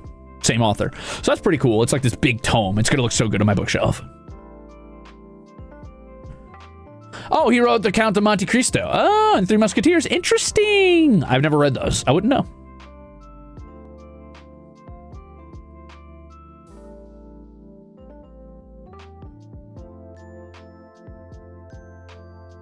He's French. Of course he is. He wrote The Musketeers. No, sorry. I also found an old paperback of Excalibur, which is pretty cool. I'm interested in reading that. Oh, and I found some Tyranid battle cards, but I think they were from 9th edition, so I feel bad that I picked that up now. But whatever. It was cheap, so I don't care. Oh, and you know what they had? Is they had a vintage, like, used video game section, and they had a whole box of the discs for Warcraft and Burning Crusade and Wrath of the Lich King and a big old book in it, like a strategy guide. And I was like, oh, shit. So I grabbed that because I want to go through the strategy guide and just read it for, like, just the art and the old vibes of it, because I never got to read through a strategy guide for Warcraft.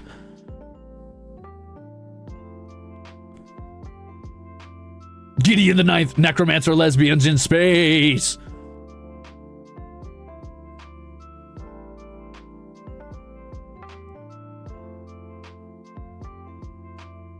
What else was I doing? My little brother visited me. I hung out with him. We went out and got some food. We vibed for a little bit. We talked for a while. He's got a lot of changes happening in his life. He's doing some moving and stuff, so that's pretty cool. I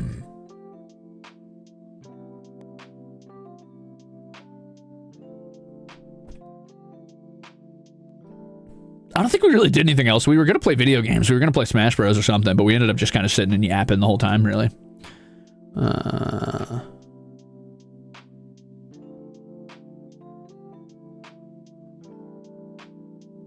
Huh. Yeah, I think we mostly just yapped. I mean, I'm trying to remember if we like ended up doing anything cool. We talked about going to the movies, but we decided not to because he's already like watched every fucking movie that came out.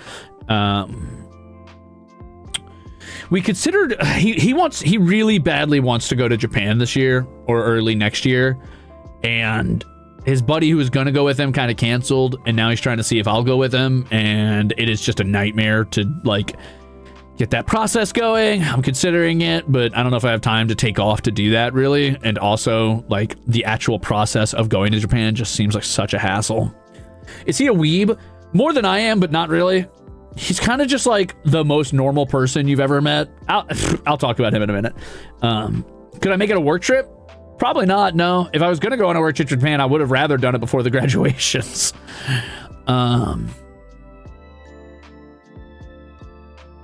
I don't know. It depends. I think that's monetarily maybe a really bad idea, both for taking time off and also just because it's pretty expensive to go to Japan. I don't know. I'll think about it, but it's going to take work. I've been wondering, are we allowed to make fan art /fic about the Rusbo VPs? Yes, you absolutely are allowed to do that. Thank you for asking. I've had so many ideas knocking around in my head, but since Minchi content, I wanted to ask you first if it was okay. Nah, that's totally fine. Go for it, gamer. Be my guest. Be my guest. It's been Minchi content for long enough.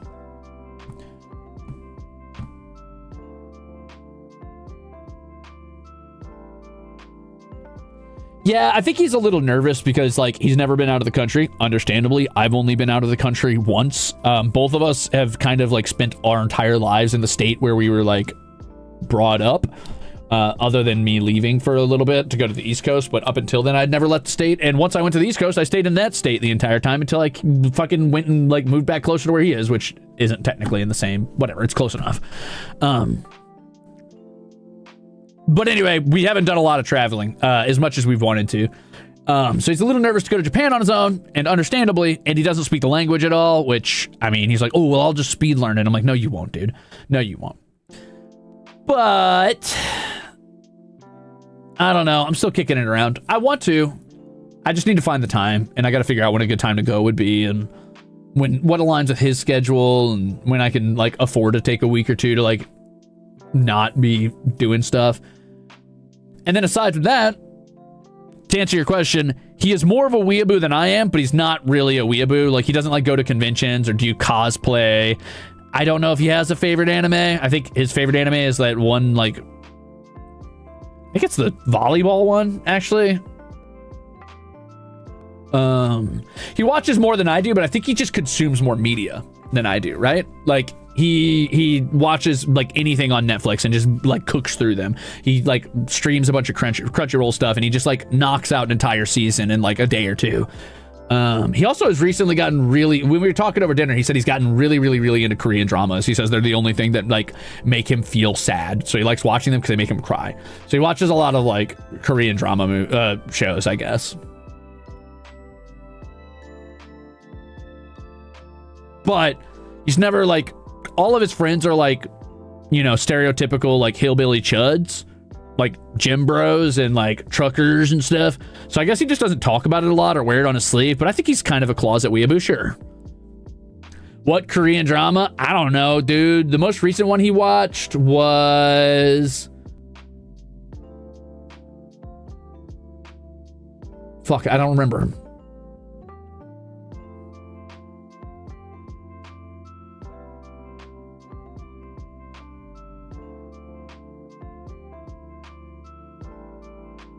For some reason, I think your brother would dig Kamen Rider. I don't think so. I don't think he'd like the theatrics of it.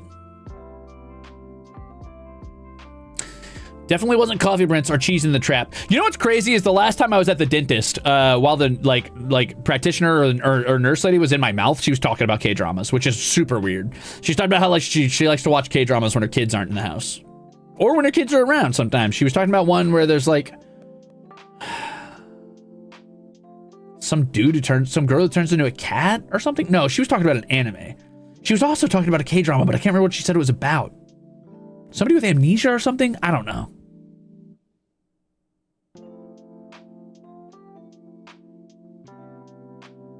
I don't know. My little brother's weird. He's got a lot of like weird dichotomies in the things that he like enjoys, but he doesn't like reading very much, and he doesn't like slow paced things. Like, he hates games where you have to read a lot of dialogue. Like, he doesn't like playing slow RPGs or like choice heavy games. He likes action games for the most part.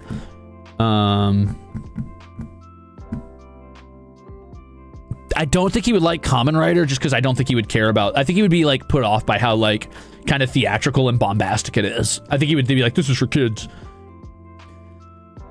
Mitch says, thank you for the fun times over the years. Being a part of this and the wider HoloStars community has given me some of my most cherished memories as of late, amidst life's many bummers.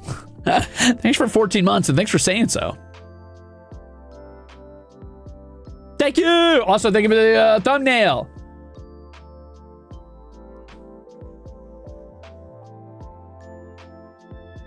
Do you realize how little that narrows it down? I don't know. He's watched Train to Busan. He thought it was okay. He likes that actor a lot, the big guy. The big, like, dude who's, like, punching the zombies and throwing them over his shoulders or whatever. I watched Train to Busan. It was all right.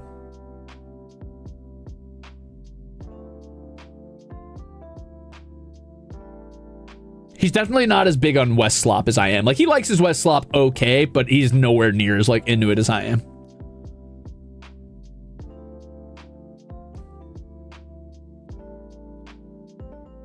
Let's see. Oh, yeah.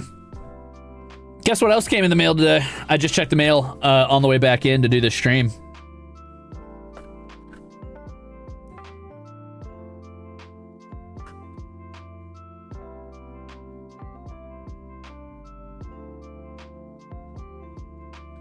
I said yes, not oh yeah, not hmm. Fan letters was a good guess, but no. Checkies was a good guess, but no. Dice was a good guess, but no. One single corn chip? You caught me, Watt. That's what it was. A cheesed burger? No. A million unmarked dollar bills laundered freshly off the market? No. I don't get an electric bill. What do you do? Paper billing? What year are you living in? 1993?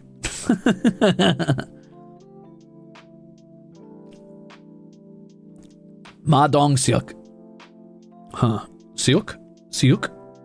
I don't know if I said that right.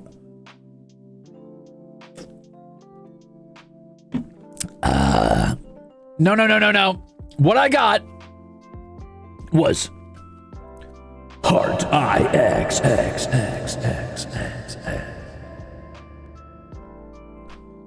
which is some sort of heart rate monitor, apparently. So that'll be cool. I'll wear that when I do the horror stream, which is a good segue in a very... See, what I did there was I did a setup, and then I knocked it down to transition into talking about the horror stream. That's content 101 for you, baby. Take notes. Feel free to write that down right next to your signed checky of my beautiful face throwing a little at you. My little fans. Rin Rolo, thank you for 6 months. Says, did you know one can fit 37 ruses in the 150 character limit of a membership message? I didn't know what to do to send. Let's just debut. By the way, this is 150. Whoa. Thanks, Rin Rolo, for the info and for half a year of being a Rusader. And thanks for lurking for the entire time. Hi. So, anyway, I got a heart rate monitor, and I'm going to wear that and find a way to display it on screen while I'm streaming a horror game, which segues me into, let's talk about the horror game, shall we? Now, I haven't picked one yet because I need to run a poll still. I have looked at your comments on the VOD for the 100K celebration where we talked about it a little bit. And I need to go back and look at the comments on the Tainted Grail VOD as well, because I haven't flipped through those all the way. Not all the way. So there needs to be a top 5, and I need to make sure I like consolidate those to make a little vote. I don't know if I'm going to do top 5. I'll probably do top 3 just to narrow it down. So if I do top 5, I feel like I'm invariably creating a situation where some people are just going to burn their votes on things that are just pretty unlikely to win. I'll probably do a top 3. Did Shinri send the list? Yes. So you're going to play Outlast Trials, right? That is not a horror game. That's a multiplayer game? No, Unana. Thank you for 28 months. I might play it with Goldie later, but I don't count that as a horror game. It's goofy and fun and silly. It does look like Visage, Madison, and Mortuary Assistant are probably at the top of the list, I would imagine, from what I've seen. I keep seeing those repeated, but that is not a guarantee that those are the 3 we're voting on, because I need to actually, like, write the numbers down. Was Shinri's list solid? Yeah.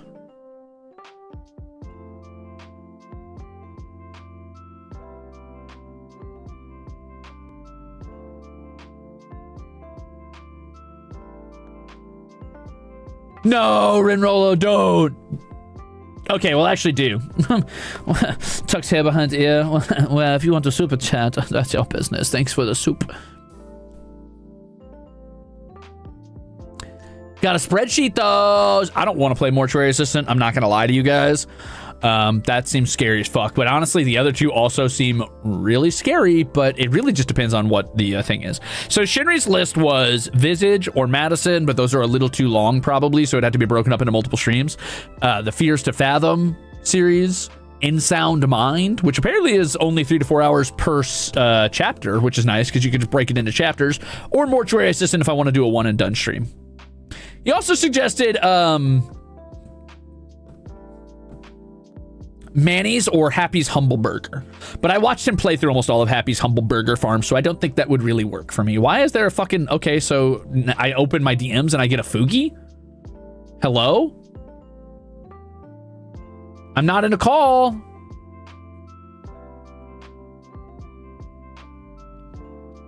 HBs! Hello, Mr. Woos! Newey's coming soon, and I... We'll put him in outfits. Your little guy's going in a little guy jail. Wow! Thanks for 8 months and for punishing the effigy of me, the eidolon, the icon. That's so kind of you. A ghost! Remember that one time my subtitles got haunted? Good times. Not scary, but has scary imagery. World of Horror is a roguelite horror game I think you might like. Yeah, I wouldn't be scared of that game, but it would be interesting. Good luck with torturing the Riri, HBs. Thanks for 8 months. And thank you, Gerald Marie, for the soup.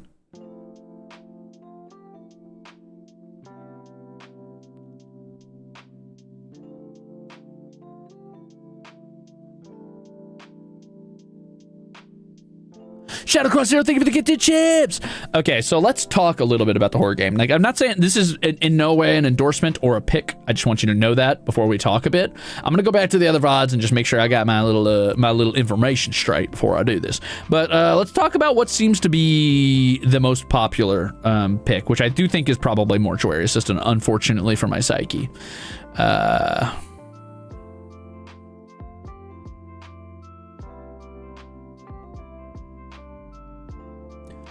We can kind of just shoot the shit back and forth about what seems good, what seems bad, what seems ideal, and what seems not ideal.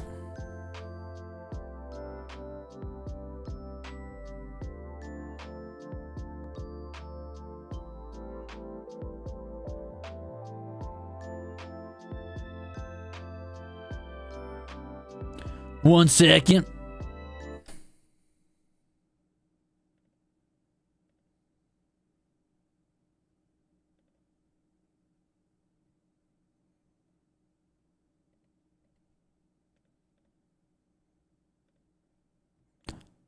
Sorry, I gotta make sure I mute the VODs. Okay.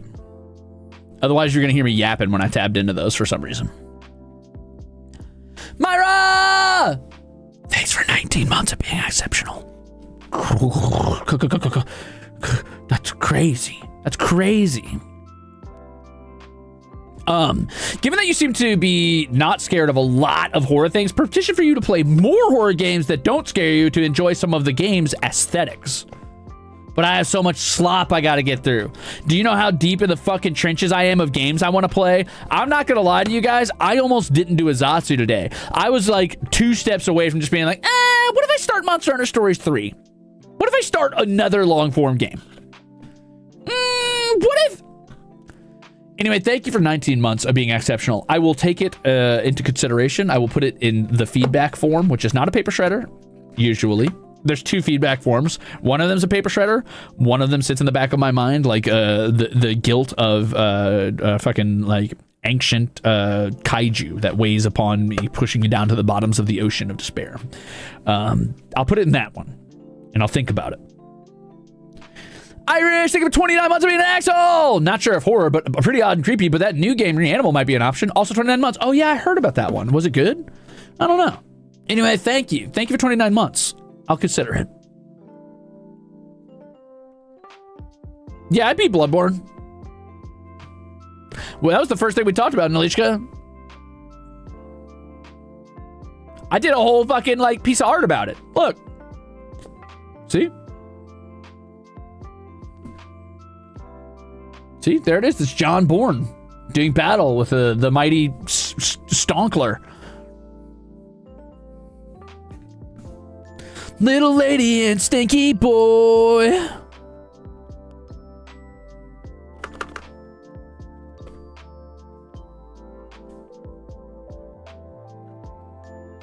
I am not going to finish Monster Hunter Stories 2 or Monster Hunter Stories 1 because they do not let me play a cool adult. I'm gonna say it. I'm gonna say it. I'm tired of it, game makers. I'm tired of it. Stop making me play a toddler. I don't want to play a toddler. The real horror is playing games that'll make you cringe so hard it makes your face look like you ate a lemon. I'm so afraid of most horror games, and I don't want to. But games that make me cringe so hard my face looks like it ate a lemon? Octavio was talking about one of those the other day. Sorry. Any game with gacha writing, those are the horror games.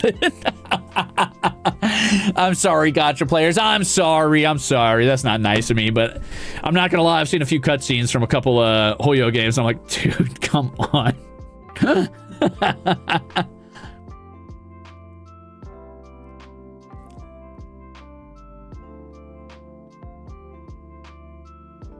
No, you're right. Okay, cool. Cool.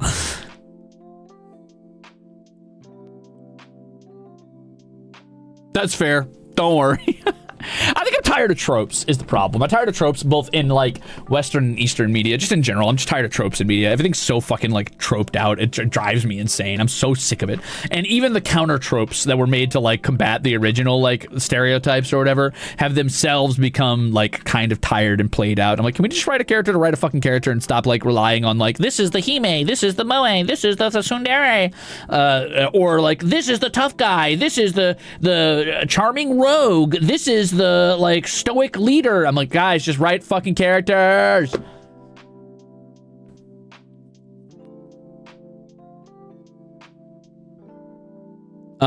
Also, thank you for the soup, Twit. Are there any tropes you do like? I like tropes in doses. It's only when tropes are the entirety of your content that pisses me off.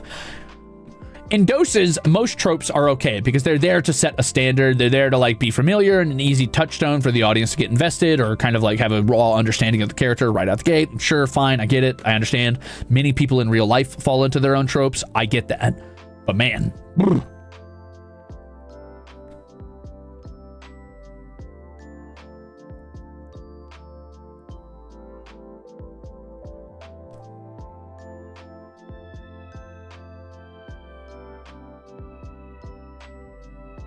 I refuse. Fair enough.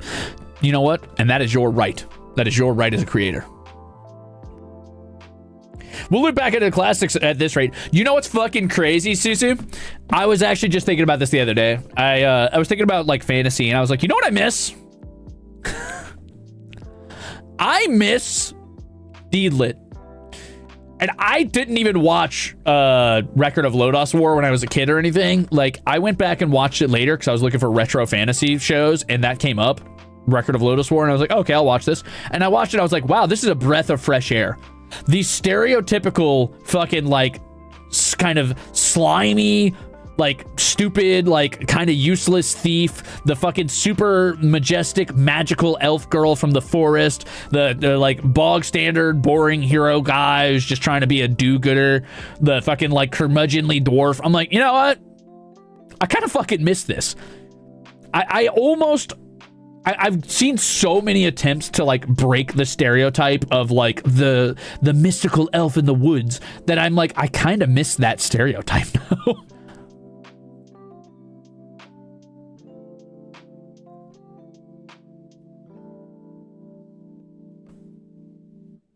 You miss non-isekai fantasy? Yeah, I can't stand isekai. I'm sorry, but isekai is, in my opinion, the most egregious, like,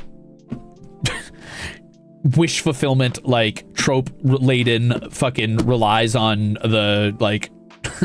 I just feel like it tends to be very cookie-cutter. It tends to be very blueprinted, and that drives me insane. But you love Homestuck. True. True. True. However, Homestuck doesn't fall into too many tropes, or when it does, it tends to flesh them out well enough to get past it.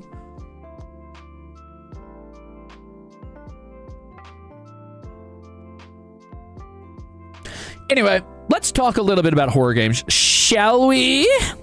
So, some of the comments on... I got a ton of comments on the 100,000 one, but let's take a look at the comments first on the Tainted Grail one.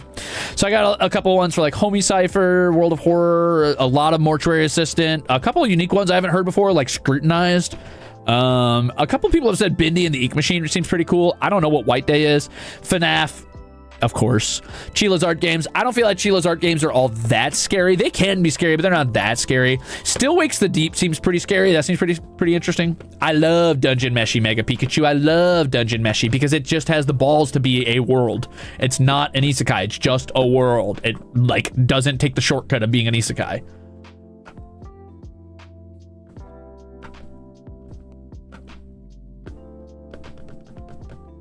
You must start believing in isekai stories. You're in one. Oh, you must start believing, lassie. Wouldn't it be cool if I had a skull toggle suddenly when I like zoomed in? Anyway, blah blah blah blah blah blah blah blah blah blah. Yeah, more Mortuary Assistant, of course. More Chila's Art. Ooh, Silent Hill 2. Now that's interesting. Would Silent Hill scare the shit out of me? It probably would, actually. You mean your skull mask you were born with? Yeah, but the mask isn't a skull. Like, it is a skull, but it's not my skull.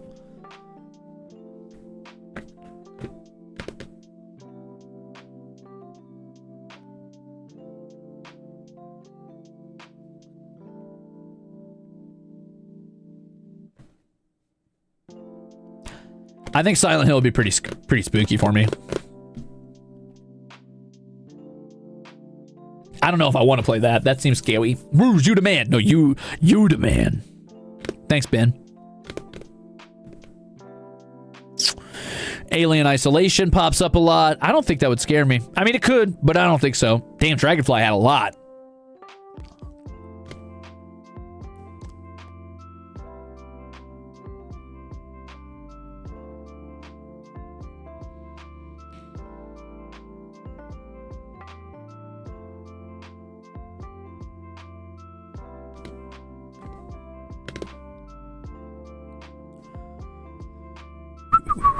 Phasmophobia, Miju. You know that's not scary. Actually, solo Phasmophobia is really fucking scary. That's not true. Solo Phasmophobia is so scary, dude. But group Phasmophobia is not scary at all. It becomes a comedy game immediately.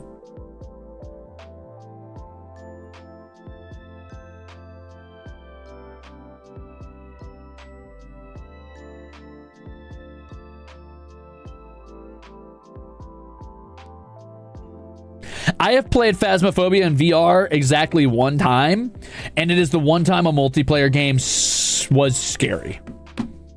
I was like, damn, this is scary.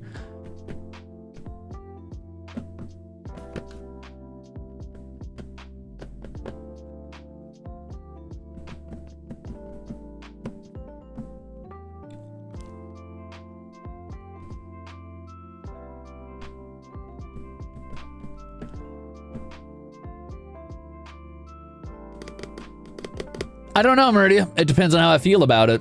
I don't know.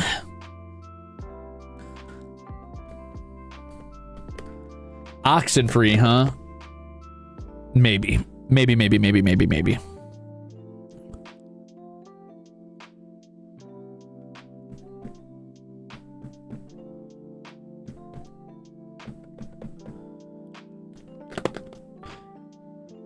Homie Cypher, huh?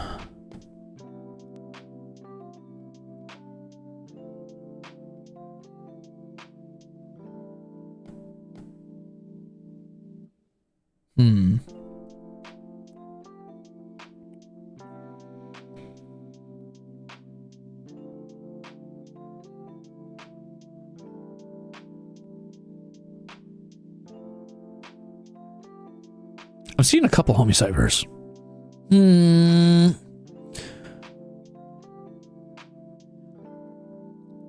Yeah, this lines up with the ones that were on the other VOD, though.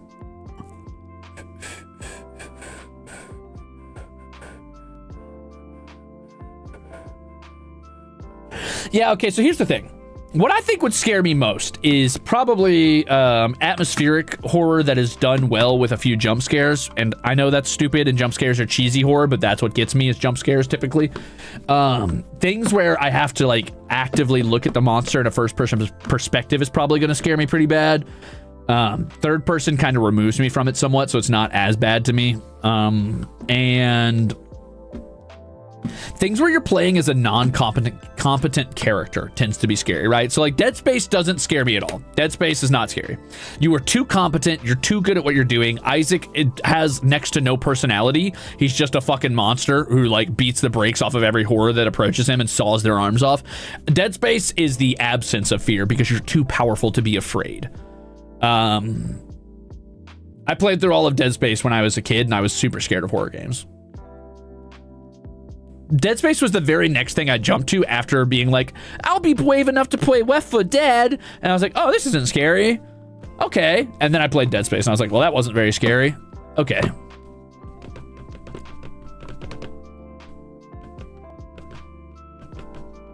Fatal Frame seems terrifying. Honestly, even though it's not first person, I feel like the remake of Resident Evil 2 would scare the piss out of me. I'm pretty sure Silent Hill would scare the piss out of me. Older ones, not the newer ones, really. Yeah, I think that would be scary. Definitely Mortuary Assistant would scare me.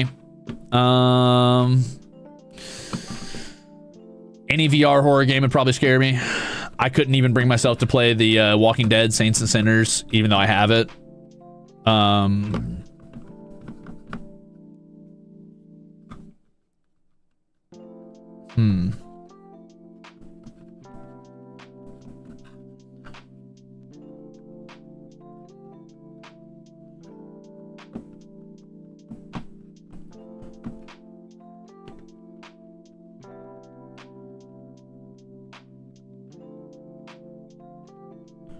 Lore on why I'm scared of horror games? Because I was a scared little kid. I was scared of everything when I was a kid.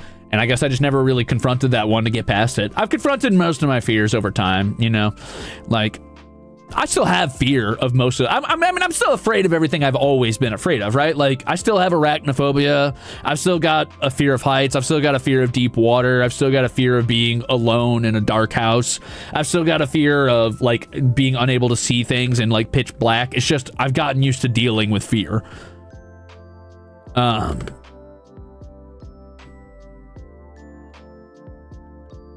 So, I don't know. I've just never really gotten used to dealing with the fear of, like, horror movies or horror games.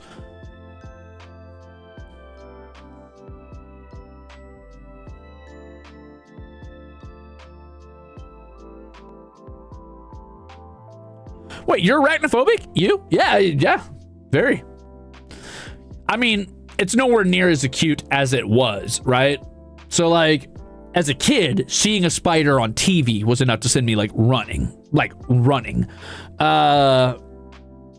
Hearing my parents watching X-Files was enough to make me run out of the room, like, sprint back to my bedroom. I had to, like, turn on every light in the house on the way to the bathroom, etc., etc. I was a really scared kid, like, all the time. But I've gotten better, so. Strong enough to not go to Australia? I ain't going to Australia. You're out of your damn mind. Fuck that.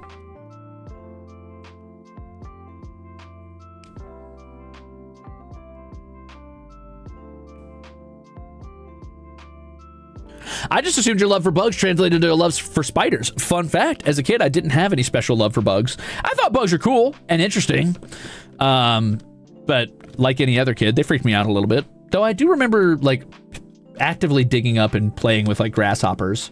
And I do remember at one point, I was at my grandparents' house, and I was definitely playing with some roaches or something. But anyway, for the most part, I didn't like bugs. They were creepy and crawly. I got to liking bugs later. Even Lucas the spider. I'm gonna be honest, even Lucas the spider.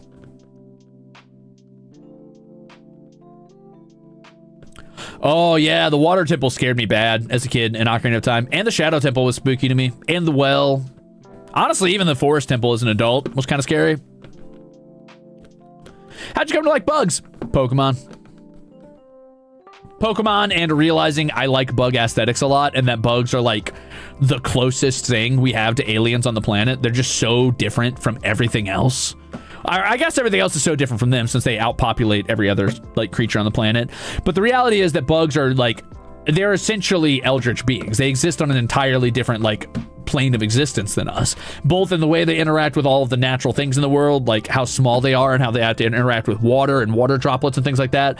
Like the fact that a lot of them breathe through spiracles, which are just holes in their side that like passively push oxygen through. The like way that their skeletons are on the outside, or they have free floating organs that are just kind of inside the goop inside. They're just, nothing else is like them. Nothing else is even close to them. They're so alien and interesting. Rabbit Key says, I used to be super terrified of spiders. My parents raised me weird. But the Ruzeters helped me ease my way to at least not panicking. That's what I'm talking about, Rabbit King. Also, thank you for the magenta suit. Thank you. I think what solidified it for me was just liking one too many bug Pokemon. And from there on, it was too far. I also really liked the Zerg as a kid when I played, well, mostly when my older sister played StarCraft and I watched. I thought the Zerg were super cool and they're kind of bug-coated. I like Tyranids. They're kind of bug-coated. I think I just ended up liking a lot of bug-coated things, and over time I realized I think I just like the aesthetics of bugs. They're very cool.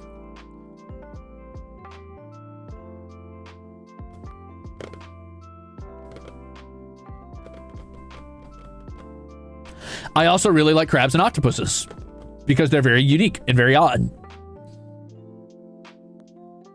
You know what's crazy, Sneech says? I wasn't a big Pokemon guy. Until I started playing Nuzlocke, and that was only like 4 or 5 years ago. I was pretty anti-Pokemon even. It's crazy how much I've like full 180'd on that shit. Like full 180'd.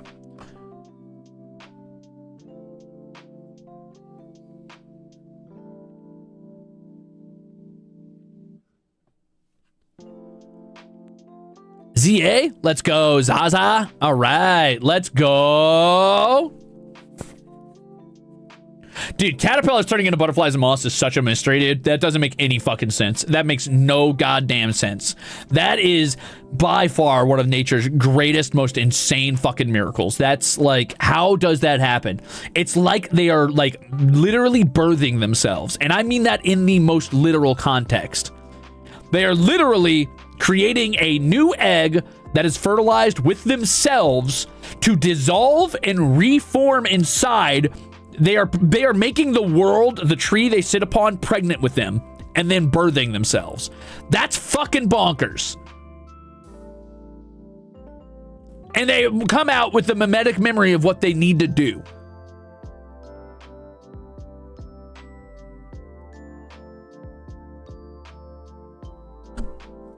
Nature's wild, dude. Nature's wild.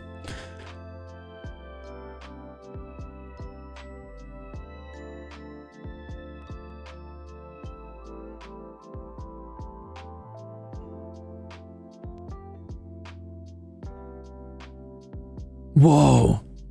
Dark metamorphosis.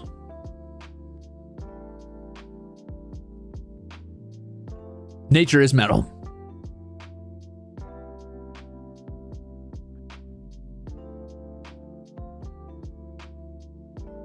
What do you do if you see a roach in your bed? Reevaluate my fucking life. What are you talking about, a roach in your bed? Clean your sheets. Sorry. All right, gamers, that's all I have time for now. That was a pretty good Zatsu. A good 2 hours long, not bad.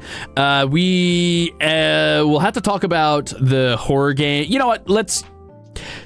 I'll put up the poll soon. I'll consolidate all the answers to see what the top 3 most popular ones are, and we'll just take a vote on it. But the horror game will have to come up soon. Anyway, that's what I've been doing for the last few days. So it's been rejuvenating to take a little bit of time to breathe. It's been a little bit of a bummer and a little depressing with the goings on right now. But on the other hand, I am also hopeful and proud, and I am skeptically optimistic about the future, and I hope everything goes well. Anyway, thank you guys for popping by and chatting with me for a little bit. Thank you for all the soup and all the chips and the renewals, of course. I will see you soon. I'm going to go ahead and just pop together a short schedule for this week, since it's, what is today? Wednesday, right? Yeah, fuck it. I'll throw together a little mini schedule for the week and see what gets done. I don't know if I want to start Monster Hunter Stories 3 this week. I kind of want to. I did the character creation on it, and it's so cute. And then I met my boyfriend, Simon, or whatever the fuck his name is. So I was like, shit, now I kind of want to play this game. So I may or may not play that. Or maybe I'll do what I should do and stay focused on Tainted Grail and Subnautica and getting that horror game out. But we'll see. Shirley, thank you for 21 months of being an asshole! This week was rough. Thanks for being here, gamer. Thank you, Lily Gilly. And thank you for the soup.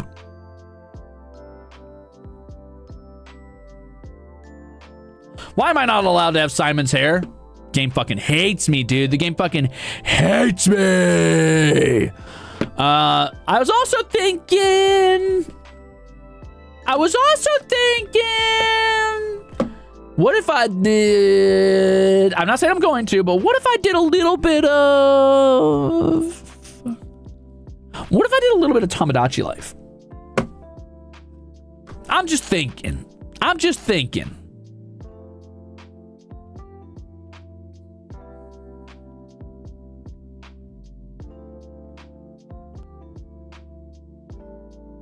Maybe.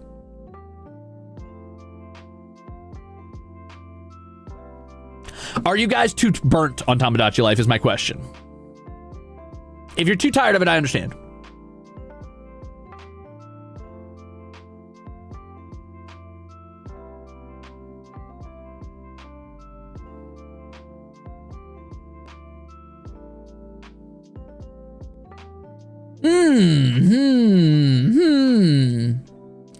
Okay, I'll think about it. Maybe I can get some Skittles in there for you or something. Also, quick question for you gamers, since you're all here and we're Ruze-boning anyway. Or not Ruze-boning, I'm sorry. Wow, that's not the word I meant to say. We're morning latteing it anyway. Boom, welcome to the morning latte. I forgot to put up the cool insignia. Thank you, Lan. Did you guys like the early, kind of repeat games last week? Like, did you guys like the 1 p.m. time slot and playing the same games for a little bit, like in a row? You know, like pop, pop, pop, pop.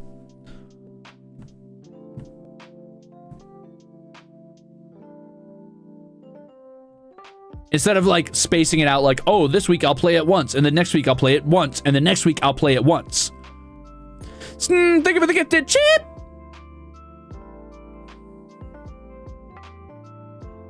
I think part of the problem for me is distancing myself in between weeks of a game tends to make my like fixation on that game die off before I get back to it, and that's a bit of a bummer. So I really like that style of content creation.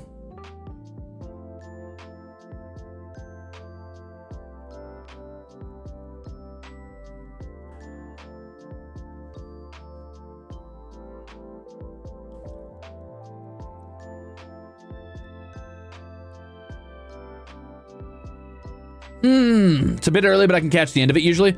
Okay. So it is making some of you guys VOD gang, which might be a bit of a bummer. I think what I'll do in the future is I'll pick one game to be in the EU time slot, and then I'll pick another game that I probably play mostly in EST, so that it's not like as split up. But we'll see. EU time slot, sorry.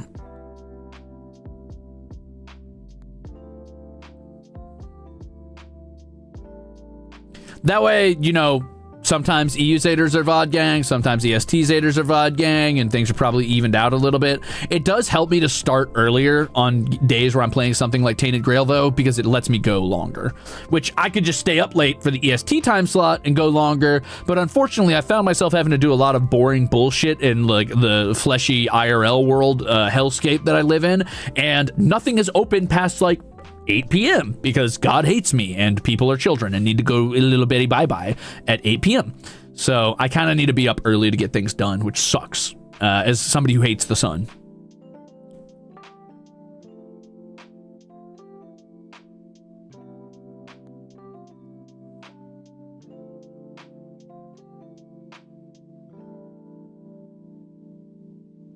Oh, cater to Pacific time. Okay, now we're talking. Remember work-life balance? What's that? What does that look like? Blue Leaf, thank you for 8 months of being a bruiser!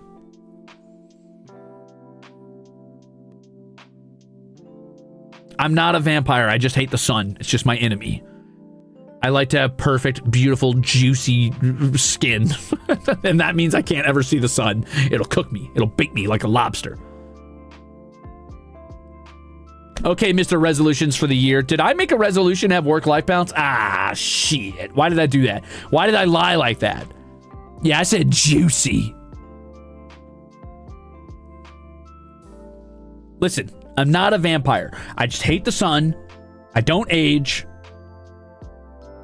And sometimes I get the desire to chase people and laugh as they run away. That's not a vampire. I just don't like it.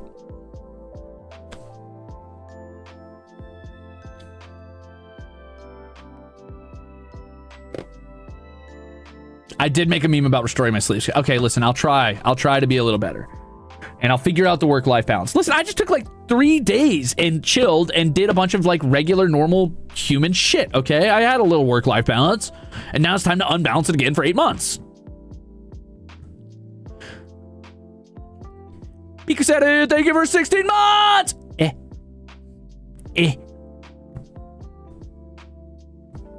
Did I sleep normally? Actually, yeah, I took quite a few blinks. I blinked a few times.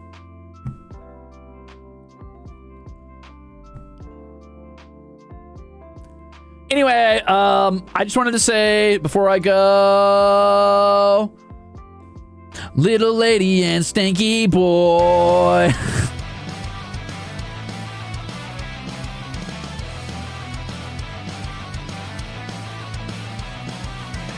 So what if I sleep completely still? You got a fucking problem, brother? My VOD question of the day is, what is the worst, most terrible, most egregious, most like... No, that's so negative. What is the best kids cartoon of like, I don't know, the 2010s or whatever? What is the best cartoon? It doesn't even have to be that. Just whatever. What's the best kids cartoon you ever watched? Lillian, thank you for 6 months. Right at the end. Welcome back. Don't say Code Lyoko. It's your big ass fucking billboard ass foreheads. Code Lyoko, Megamon looking ass. Nah, I'm kidding. I heard that was good. I had a buddy who was obsessed with that for some reason.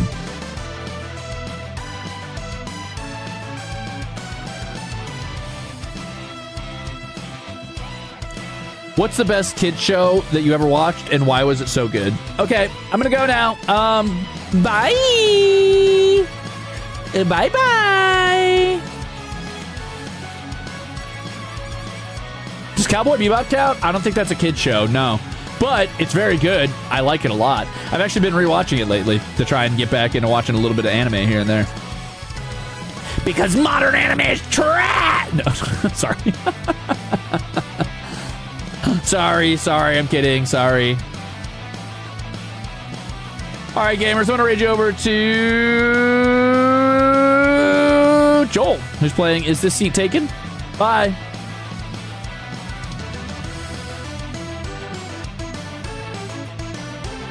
Does it count if you watch a kid show when you're an adult? Sure, if it was good. Honestly, why not?